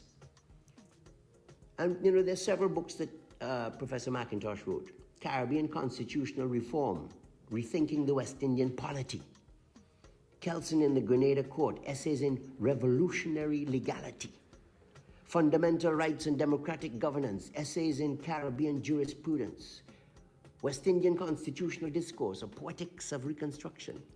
How many of those books have been read by our legal luminaries in St. Vincent and the Grenadines? How many of those books have been read by citizens in St. Vincent and the Grenadines? We have to understand, learn from those luminaries who have written and studied it for us.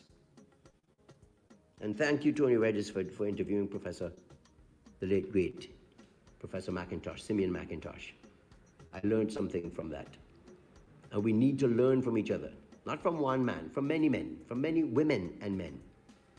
So understand, St. Vincent and the Grenadines, how is your constitution? How is your body politic? How are you feeling? Are you feeling joyful? Joyful hearts we pledge to thee. Are our hearts joyful? Now the Public Accounts Committee, there's a constitutional crisis. What is the Public Accounts Committee? It's nothing new. Public Accounts Committees exist specifically to examine the administration of a government. The purpose of a Public Accounts Committee is to scrutinize, examine, dig up Look carefully, look again at the government's financial accounts. It is the duty of the opposition to do this. The Public Accounts Committee's function and purpose is to ensure that our money, taxpayers' money, that all monies for which the government has a fiduciary responsibility, that the government is responsible for managing honestly and respectfully to the people, that these monies are used efficiently, effectively, and economically. And the Public Accounts Committee, led by the opposition and the leader of the opposition, needs to be presented to the people of St. Vincent and the Grenadines. People of St. Vincent and the Grenadines, we need to be aware, alert, awake. Christ have mercy on all sleeping things. Derek Walcott. God have mercy on us in St. Vincent and the Grenadines. Wake up, people. Take peaceful, proactive response, action. Those who know need to act. We are the actors on the stage at the moment. This is the appointed hour. Vendors, farmers, nurses, doctors, lawyers, teachers, students, sanitation workers, civil servants. You're selling fruit in your market, you have a role to play. Each and every one of us, Vincentians, we have a role to play. Design a placard. Carry it with your brother, your fellow freedom fighter. This is no time to be sitting down and waiting for Papa to hand out little gifts and trinkets, just like Columbus did 500 years ago. No. We have to wake up. We have to wake up and realize what is going on. In the United States, the current racist president is saying that Columbus Day will be the only day to be recognized, not indigenous peoples. He's wiping out the indigenous peoples again. And in St. Vincent and the Grenadines, we have our own constitutional crisis. We have our own problem. The leader of the opposition, what is happening? I do not know what is happening with Dr. the Honorable Godwin Friday. Bing, are you interviewing the honorable gentleman? Our journalists interviewing the leader of the opposition and the NDP leaders to find out what is the problem. There's obviously a fly in the ointment. We need to respond to this. We have a problem. St. Vincent and the Grenadines is in jeopardy. We are in agony. We have a crisis, a challenge in leadership in both parties, and we need answers, and we need them now. This is Chester's Questions.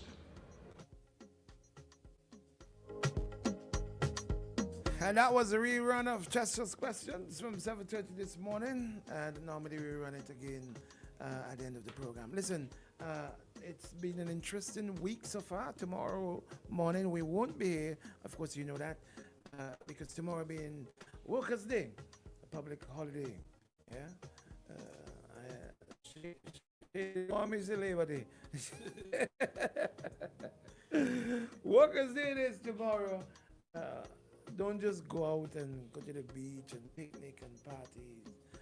Find some time, find a moment to recognize the workers of this nation, those who have gone and those who are still with us, and those who are pushing forward and keep going, right? Don't just, have it to be another bank holiday, so you're just going to enjoy yourself, go to this party, do that on the beach and all that. Do that still if that is what you may want to do. But somewhere inside of you, remember the workers of the nation, those whose shoulders we stand on. Remember that, all right? Have yourself a good one. No, don't have yourself a good day today, Shady, but have yourself a great day. A great day today. Until then, until Friday morning, I'm gone. We gone.